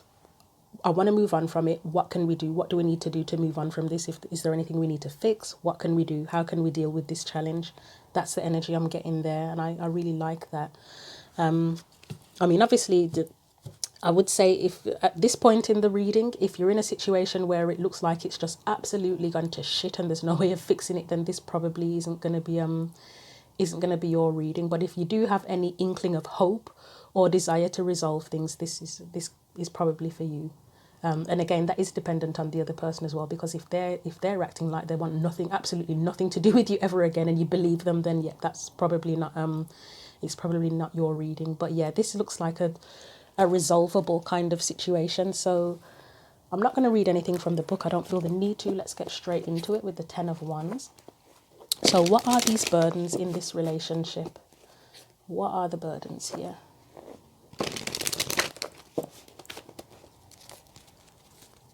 What are the burdens in this with that Ten of Wands, right? Well, you've got the card of transformation again. So obviously there needs to be transformed. I don't know if somebody needs to grow up, to be honest. That comes to mind. If somebody needs to behave more maturely in the relationship. And the funny thing is, as much as I said parents and children, it could be a parent-child situation. Sometimes it's the parent, but yeah, it can be the parent that needs to grow up sometimes. Sometimes the child, an adult child, more likely, is more mature than their older parent. Let's see. So what else do we need to know for this Ten of Wands, please? There may have been some selfish behaviors possibly here with that Five of Swords. I mean, the Five of Swords can indicate an argument in general. But yeah, selfish behaviors possibly. Someone might have been doing too much compared to the other person, or doing too much for the other person. But as I say, it still feels resolvable. If you can get past the burdens, it feels like the situation can be transformed and you can go into a new cycle where things are kind of more, you can enjoy each other again. Because as I've said, God, that was really aggressive. As I've said, I'll tell you what I'm thinking with that in a minute. God, I've lost my train of thought now. Yeah, forget it. I've lost it. I can't even think of what I was going to say because I got distracted. Right, that Queen of Wands, Two of Pentacles, where I said selfish behavior. The Queen of Wands in her lower vibration, you know, I adore the Queen of Wands, but in her lower vibration, she can be selfish. And then, as I said, somebody might have been doing too much for the other person, for someone else. Let me have a look at that Five of Swords.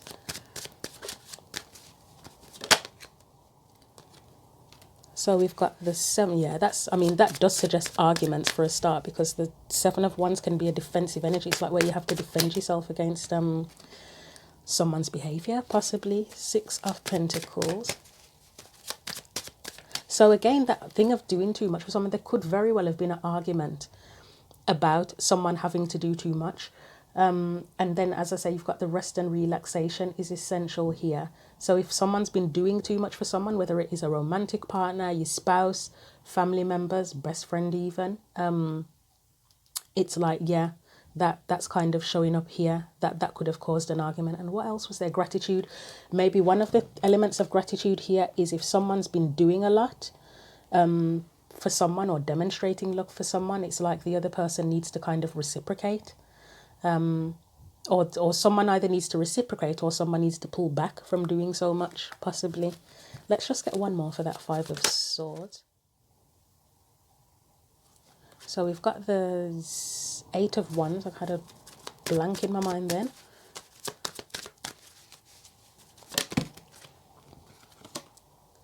Knight of Cups. I'm getting a message as well now about someone who, if there's been an argument because someone feels that someone else doesn't support their dreams.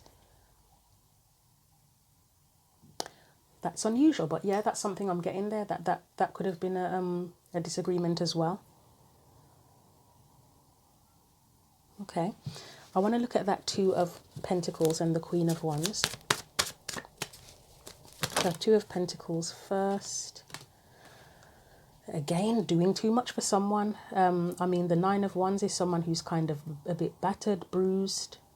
The Devil can be where you feel obligated that you have to do it.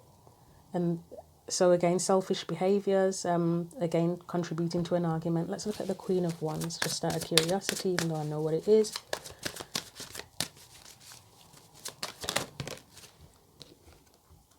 Or even if it's not doing too much for someone else, doing too much in the relationship.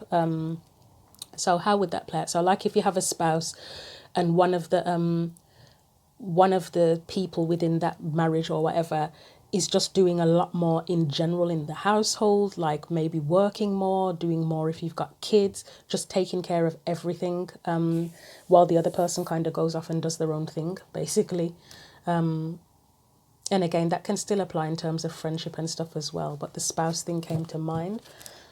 Queen of Wands, 5 of Wands, clarified by the 5 of Wands.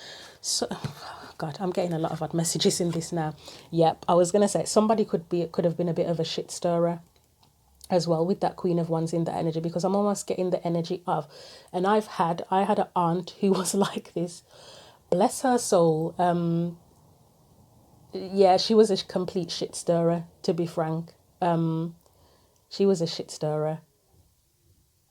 Loved her to bits, but she was a shit stirrer when she was alive. I can't even explain that without saying personal stuff about the family that I'm not going to do, but somehow she always managed to say stuff to cause arguments between different family members. So there could be someone here who's a bit of a shit stirrer as well. And that could that be the person that you need to resolve things with? Possibly. It could also be someone who's put a spanner in the works between you and someone else as well, to be honest. Because that can happen, can't it? Especially like with, say, like, for example, siblings and parents. Like if someone's got multiple kids and then the kids get jealous of each other, and or there's favoritism where the parent favors one child, and then it can just become a massive drama, and you can have someone or a couple of people that love to shit stir. So, and then we have the Empress when I talked about a parent with lots of kids, like with multiple kids. So we'll leave that there. But yeah, clearly there's burdens, there's arguments, there's issues of why someone might be feeling undervalued or conflict. So we'll leave that.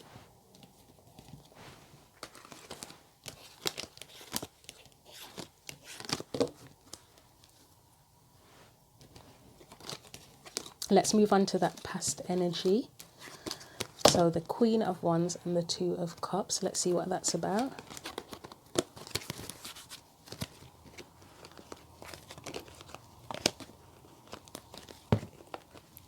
If there is a romantic relationship, there could be an issue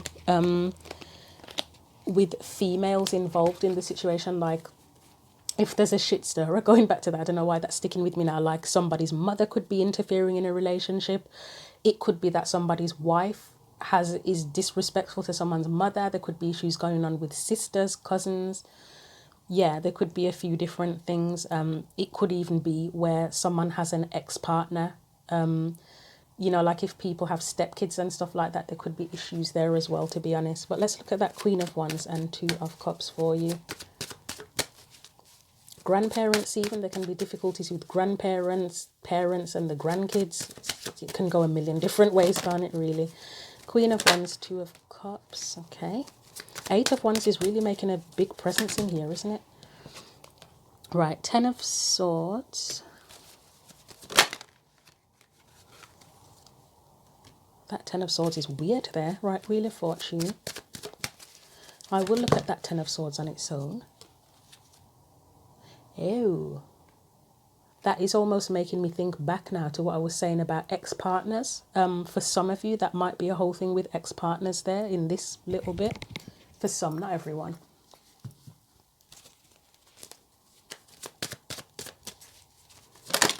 Anything else? We've got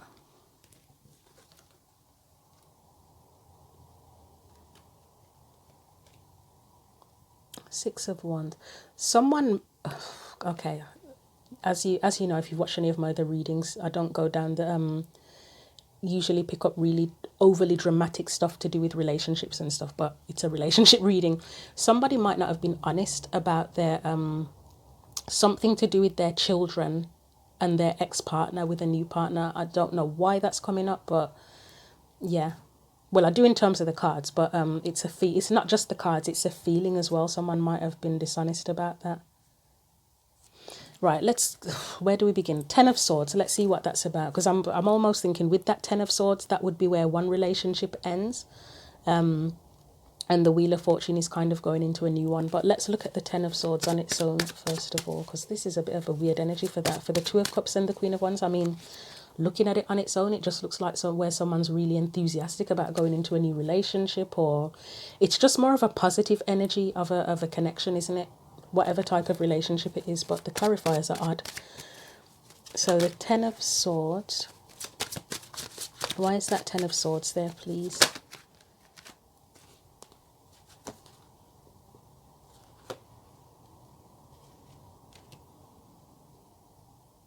So you've got the King of Wands and the Three of Cups.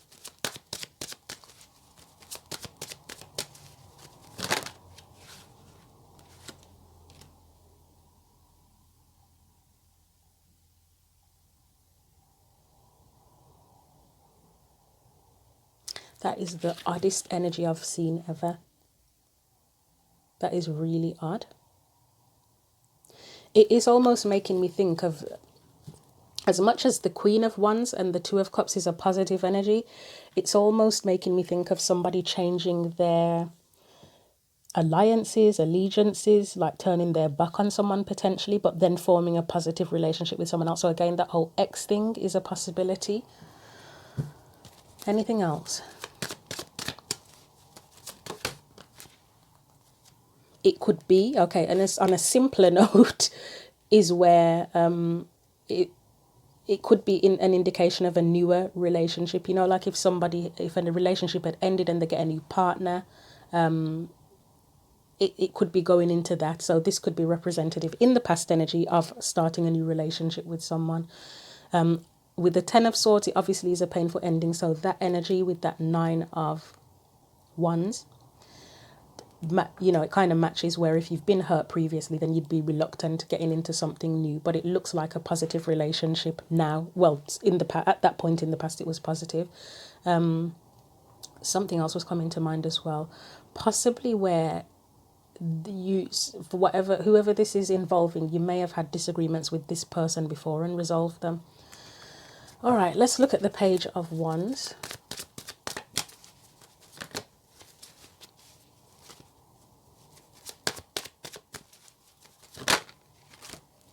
Because you've got a change here in a situation or a relationship, so that's why those kind of energies came up. You've got the Page of Wands clarified by the Eight of Swords and the Knight of Swords. Oh God, and I was saying that somebody might have been dishonest about their something to do with their child, didn't I? And then you've got the Knight of Swords going towards the Eight of Swords. I mean, the Eight of Swords here, it can be someone who's kind of in the dark about things, can't it? I have a feeling this reading is going to be, because it's such a wide, like it can be a wide range of relationships, you know, like if it was literally just felt like a romantic relationship, then there's not that many different things that can come out of it or stories that can come out of it. But because it feels more like, for some it could be romantic, for some it could be family members, for some it could be friends, I feel like it's going to be a bunch of, it has the potential to be a lot of different individual messages, which it is looking like already.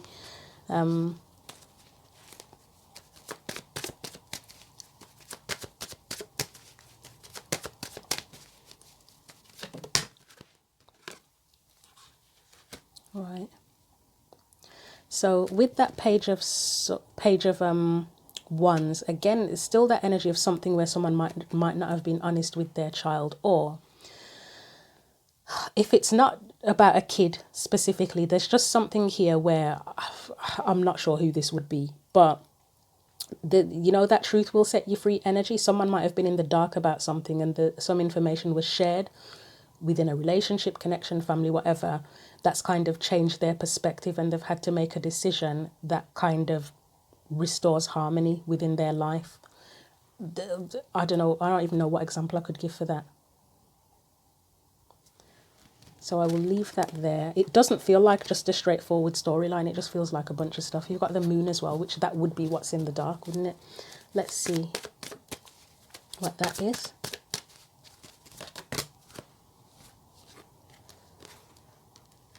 So you've got the Four of Wands and the Knight of Wands.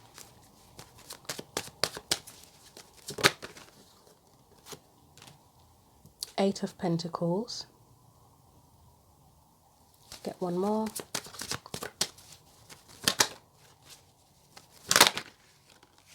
And the Star.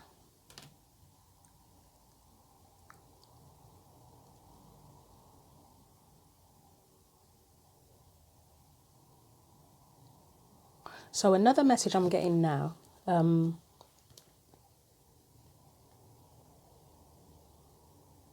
another message I'm getting with these cards now as well. Again, I spoke of if there's been a new relationship. This could be the process that someone's had to go through. If they felt like, romantically I'm talking now, if someone felt like they, as I say, they'd been through a bad experience, they had a breakup, they were heartbroken, etc. It could be the process that they've been through to sort of build themselves back up and put themselves back out there after being hurt, to be honest. Because this moon here, it's almost like what people wouldn't have seen. You know, like if you'd been heartbroken, but you don't want people to see how heartbroken you are. So you kind of internally, you're kind of working on your own foundation, focusing on your stability. Maybe you've just tried to distract yourself with work, or this can represent inner work. You've got the Knight of Wands there. So for some people, they might have could have gone through a bit of a player type phase in the process of kind of getting themselves back together. If not, it's just that energy of trying to carry on and just get on with it and build your confidence back up and get on with it and kind of, as I say, restore your faith and everything so that you can put yourself back out there, which is what the Six of Wands would be, is putting yourself back out there to actually be in a relationship, if that's the whole romantic aspect. I mean, I think I've covered family related stuff. But yeah. Okay, we'll leave that there because, as I say, it feels like there's a lot of random messages in this. But either way, with that Queen of Wands and Two of Cups there, as a past energy overall, it looks like even if there was a process to it, there was a positive connection, or the connection at some point was positive.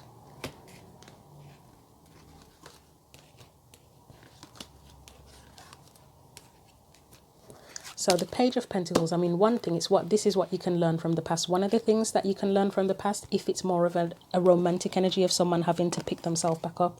And even if it's not romantic, actually, because there can be other things that happen to people that hurt them and they have to kind of get their life together and kind of start to bond with people again, put themselves back out there to bond with people, like loss, like grief. That's one thing that sometimes people can sort of go into their shell and they have to build themselves back up to be able to reconnect with others and have that kind of emotional intimacy with people again if they've shut everyone out.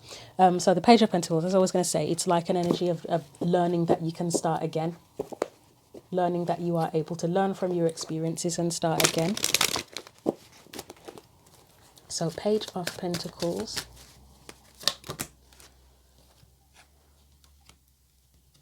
Eight of Wands, the Sun. Yeah, it's I said it already. Knowing that you can start again if you felt stuck. If you've been hurt and you felt stuck, it's knowing that you have the potential to kind of see the light at the end of the tunnel.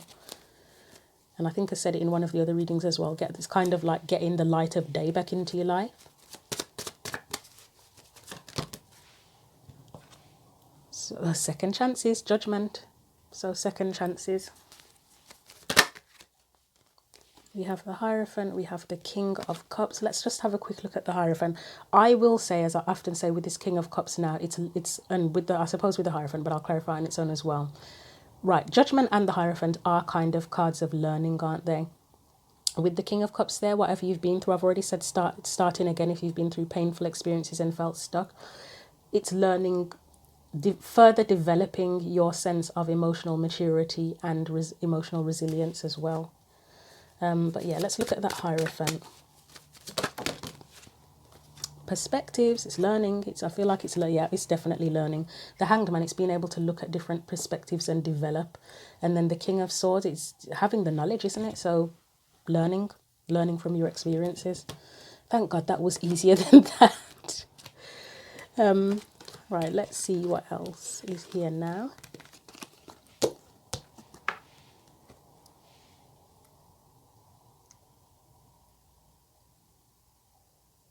So a breakup could be significant for someone here.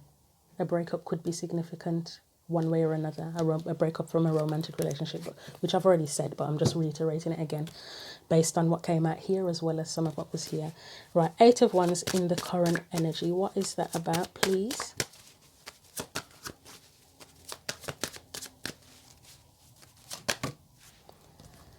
Right, give and take. So I've already mentioned earlier that communication, it still feels like there's a relationship or a disagreement that's resolvable. It's give and take, and as I spoke of gratitude, demonstrating love, that is here. That's here. So somebody might have to express their needs about that. If you want things to change, it might be that you have to tell someone that. You may assume that, well, they should know it already, but you got to say it as well. And kind of, it's not just saying it to let them know, because maybe in their mind they know, but it might be that it's a person that you need to assert that to and tell them, look, you need to this is how I want to be treated, kind of energy. Because if you don't tell them, they won't do it. They'll just try and get away with doing as little as possible. So anything else for that? And it goes both ways of saying what your needs are. 10 of Pentacles, I like that. That's stability, isn't it? It's regaining your stability.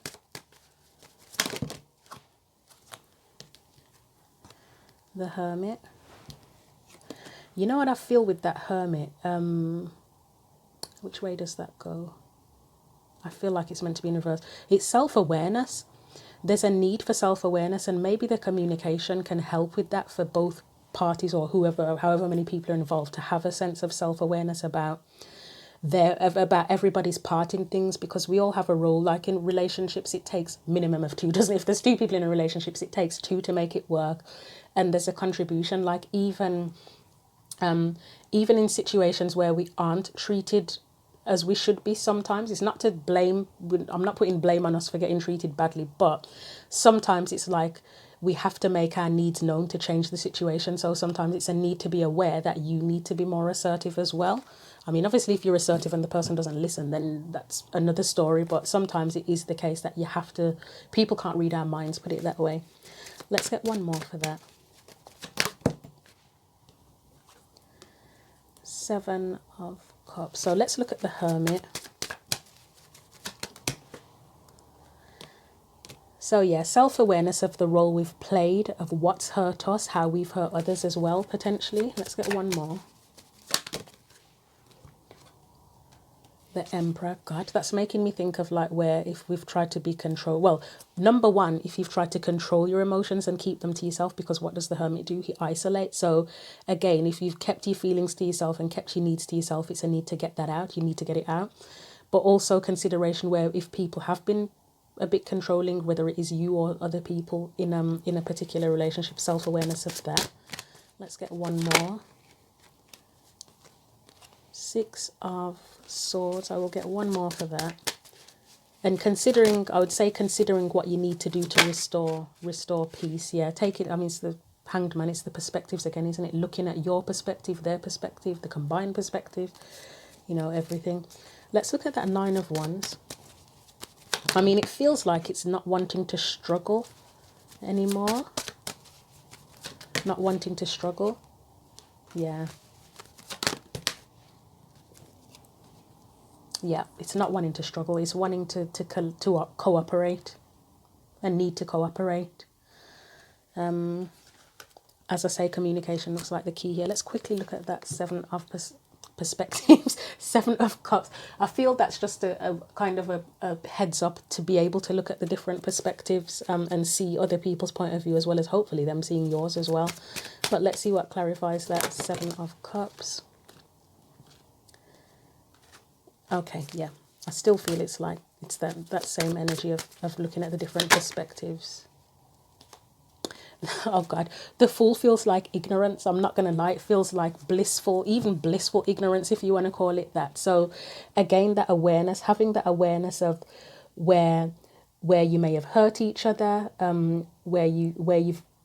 there should have been things that you did to support each other's needs, and you could have done better with that, or you didn't.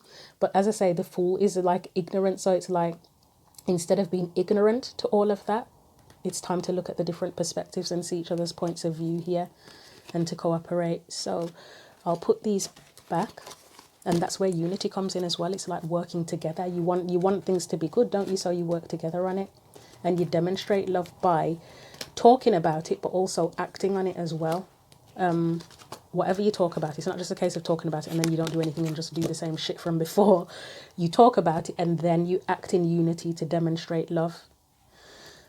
So let's do the Ace of Pentacles. As I said at the beginning, I believe I said it's just shows that it's an opportunity to that things can be resolved and improved. To be honest, that's what I feel. That's the advice. It's what you can learn in the present, that you can, and it's physical. If you take, as I said, there's the communication element. There will be a need for compassion as well. But it's also taking practical steps and willing to be committed to making it work as well. So Ace of Pentacles in reverse, Three of Swords. So clearly that's the hurt. We know there's already been disappointment or hurt. I like this. Well, I don't know if I want to say I like the energy, but I get it. It feels like, when you're like waiting for something to change, but you don't say what you want and you don't take the necessary action. It feels like it's already what I've said. You need to communicate and take the physical steps. You can't sort of watch and wait and hope that things will change. I know we've got have faith there, but have faith involves you actually doing something as well, not just sitting there thinking, oh, well, I hope they start meeting my needs, but they don't even know what your needs are, or you've not told them. Support, genuine love and support with that Three of Cups there.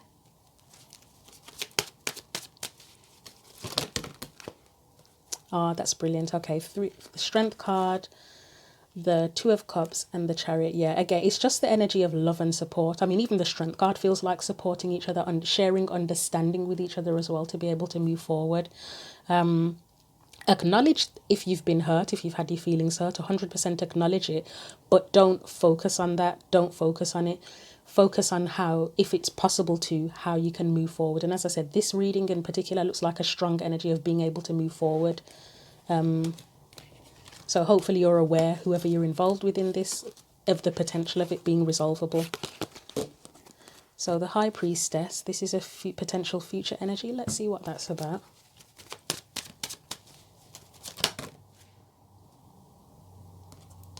You've got the Eight of Cups, Four of Swords in reverse,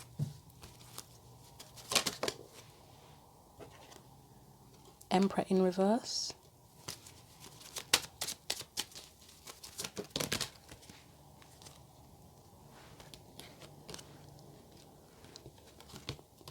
Knight of Cups, Knight of Pentacles, and the Lovers. Right, I'm going to look at, okay. It's making me wonder if this is like, there's two sides of it. You've got this side here, which is where you resolve things. And you've got this side here where it's almost like a warning that if you sort of keep your mouth shut and wait for things to change, or just hope things will change, then there's more of a desire to just walk away and leave it behind. Whereas you could, you might even be thinking that, for some of you, you might even be thinking, I don't want to put up with this bullshit, I just want to give up on it, but where it can be resolved. But this could be the energy of where if you sort of don't don't say anything, don't do what you need to do, don't take the action, then it won't be resolved, will it? But let's have a look at these. I feel like I'm pretty certain where these are in terms of taking action to improving the connection. Like, you've got the practical steps there. The Knight of Cups can be a card to do with compassion as well, and maintaining the bond, maintaining the connection. That unity again is there. Why is the Eight of Cups there? Because that's a card of walking away. I mean, obviously, if you felt hurt in the situation or whatever, you wouldn't want to feel that, so you'd want to walk away from that. But it's like, is it meaning that you want to walk away from the relationship itself, or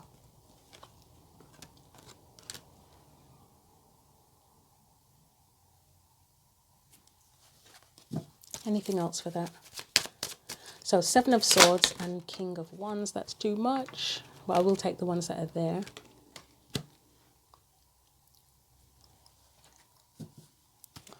Let's look at the Four of Swords. I don't know why this almost feels like here, one person being resistant to resolving things and the other person being determined to resolve things. That's almost what it feels like here.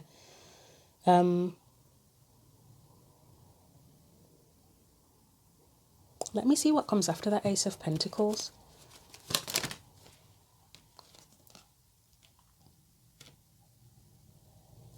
Nine of Pentacles.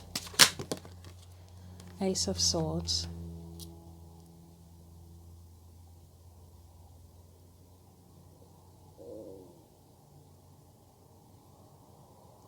Right, okay, so what I'm getting from this Eight of Cups, which took this many cards to do, now I get it, I think I get what it means now.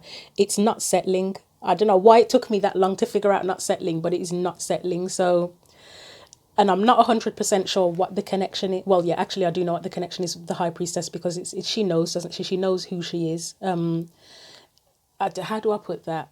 I don't know how else to describe it, but she knows who she is. She stands, I think she has her truth. You wouldn't normally say that about her, but that's what I'm kind of, that's what I'm kind of getting. She knows how she feels. She knows what she's thinking, even if she doesn't share it with anyone else.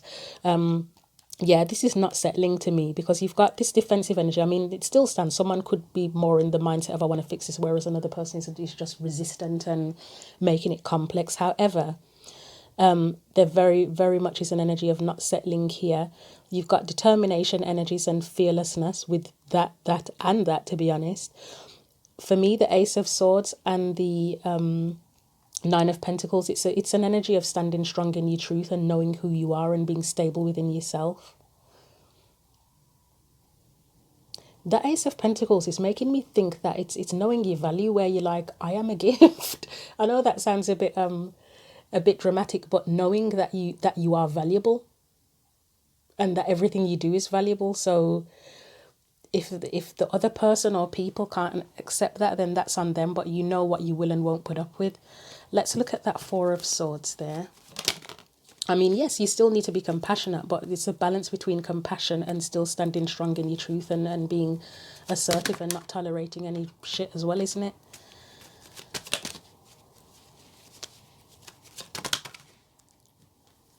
Yeah. So again, with that Four of Swords, this is giving me that energy of, if you don't speak and say what's needed, or communicate to say what your needs are, and if you've been hurt, etc., then you can't heal it, you can't resolve it, because the Star can be healing, and the Three of Pentacles, it's usually about cooperation, collaboration, but it's in reverse. So the silent treatment isn't going to work here, or just bottling things up. It's not going to work. Again, that control issues with the Emperor, but let's have a look at that.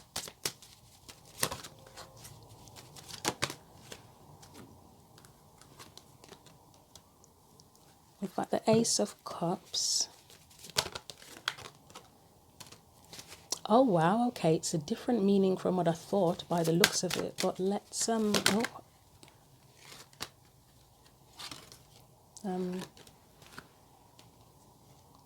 I really like that, actually. I know the Emperor in reverse is weird, and it would usually look like he's a narcissist or something like that, but with these clarifiers, it looks like this is where someone, whether it's you or someone else, relinquishes control, So what do I mean by that? When I say that, I mean like obviously you have your compassion, you have your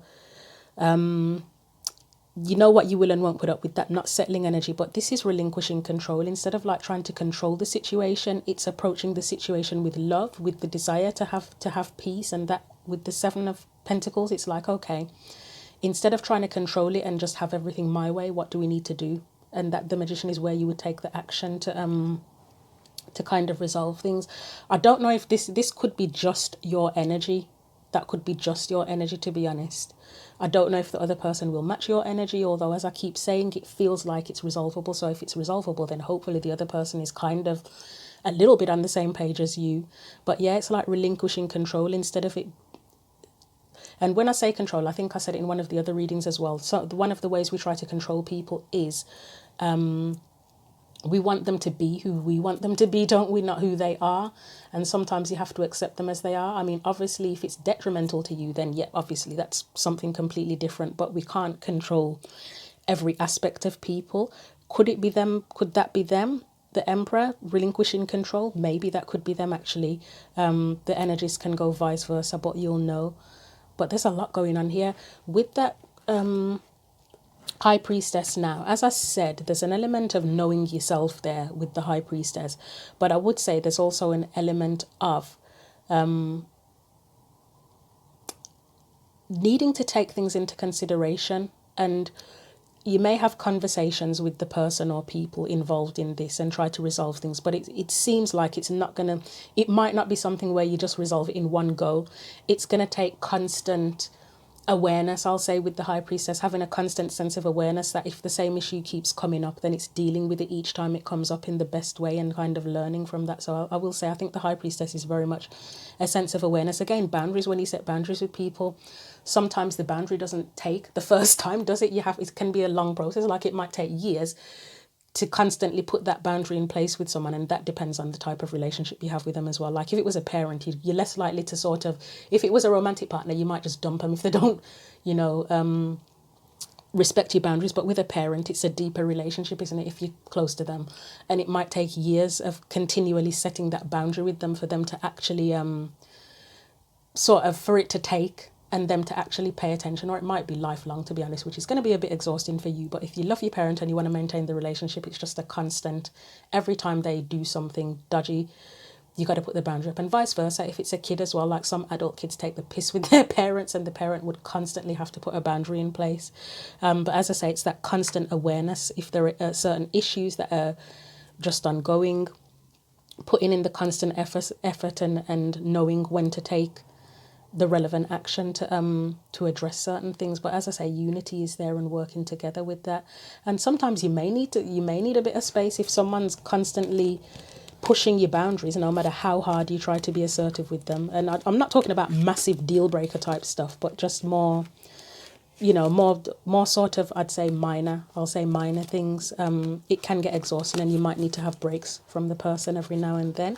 Or like with romantic couples, if you piss each other off, you might need to have a bit of space from each other now and then, like not necessarily like live apart for 6 months or something, but have something where you have your own little sanctuary to kind of recover, and remember to communicate as well.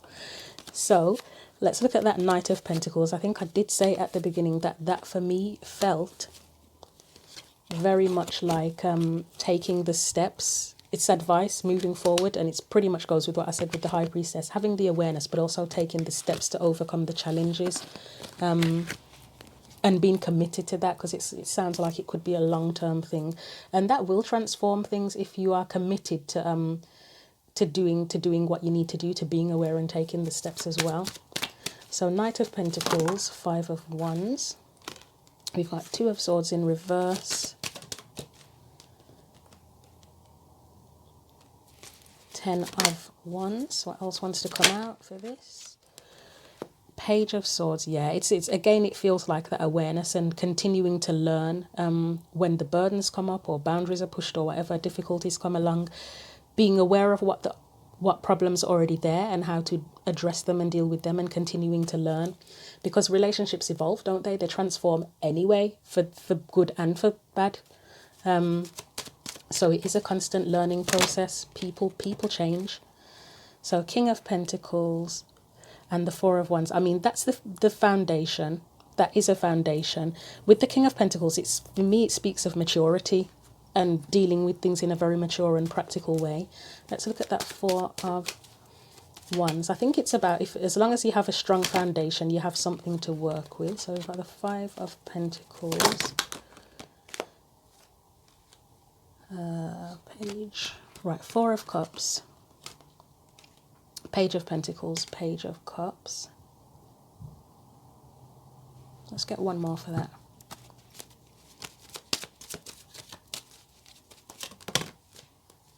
Yeah, okay, I like it. So the Four of Wands is to remember, if this is a long-term relationship, whether it is romantic, family, friendship, and you do want to continue to work on it and you both put in the work in over time, it's remembering that you have that foundation and like it's a reminder that it's the best option is not necessarily to give up every time an issue comes along, every time you're feeling a bit pissed off or whatever. You can always sort of go back to the drawing board and think of new ways to deal with things with that Page of Pentacles, and be vulnerable as well, whatever's getting on your nerves. And obviously acknowledge when things are going well too, because a relationship shouldn't always be about you get to enjoy each other too, and celebrate when you enjoy each other, when you enjoy things as well as letting the other person know if things are pissing you off, if you want to keep it working long term. Yeah, hopefully that makes sense to you. Okay, yep, I'm going to leave it there and get you some final advice from what deck? From the Unicorns. So final advice from the Unicorns.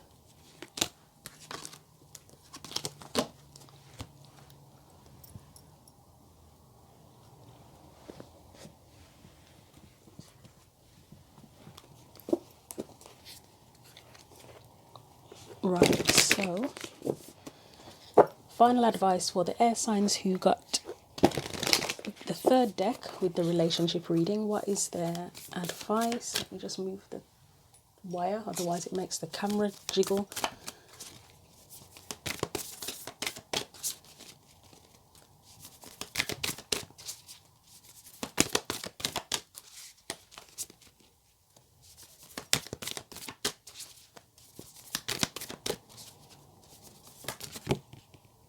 Okay, we've got two. I'm just going to get you one more. I can already see the meaning behind them though, right? God. Yeah, there it is, the Sanctuary card, and that goes with that rest and relaxation card, right? You got first of all balance. Take time to relax, indulge a little more or less, set boundaries with your work. So this is obviously a relationship reading, so I would say, again, I said at the beginning, someone either needs to there needs to be more balance of give and take, whether someone needs to step back or someone needs to give more, or both. Set boundaries, but I would say this is with the person or people, whoever are involved. You have imagination. Envision a new reality. Give yourself permission to dream. Believe in unlimited possibilities. That feels like that have faith card. And also using your imagination and your problem solving skills when things come up in the relationship that are pissing you off and issues that need to be resolved. Use your imagination to resolve them, you know. Have a bit of childlike curiosity with that, rather than being in that emperor mode for a start of just wanting to control things and get things in order. Keep an open mind with that, and think of if you need to be imaginative in how you deal with things. And Sanctuary, take time out from the world, spend more time alone, meditate or go on a retreat. So again, there may be times when you need a little bit of space from each other. I mean, sometimes it can be, you know, like if you get angry, you just need time to calm down. It can be things like that. And then sometimes people can spend too much time together, can't they? And that can just wind each other up just because. So I'll leave your reading there. Feel free to like, share, comment on the video, subscribe to the channel. If you want a personal reading, see the info in the description box. Other than that, thank you for watching. Take care.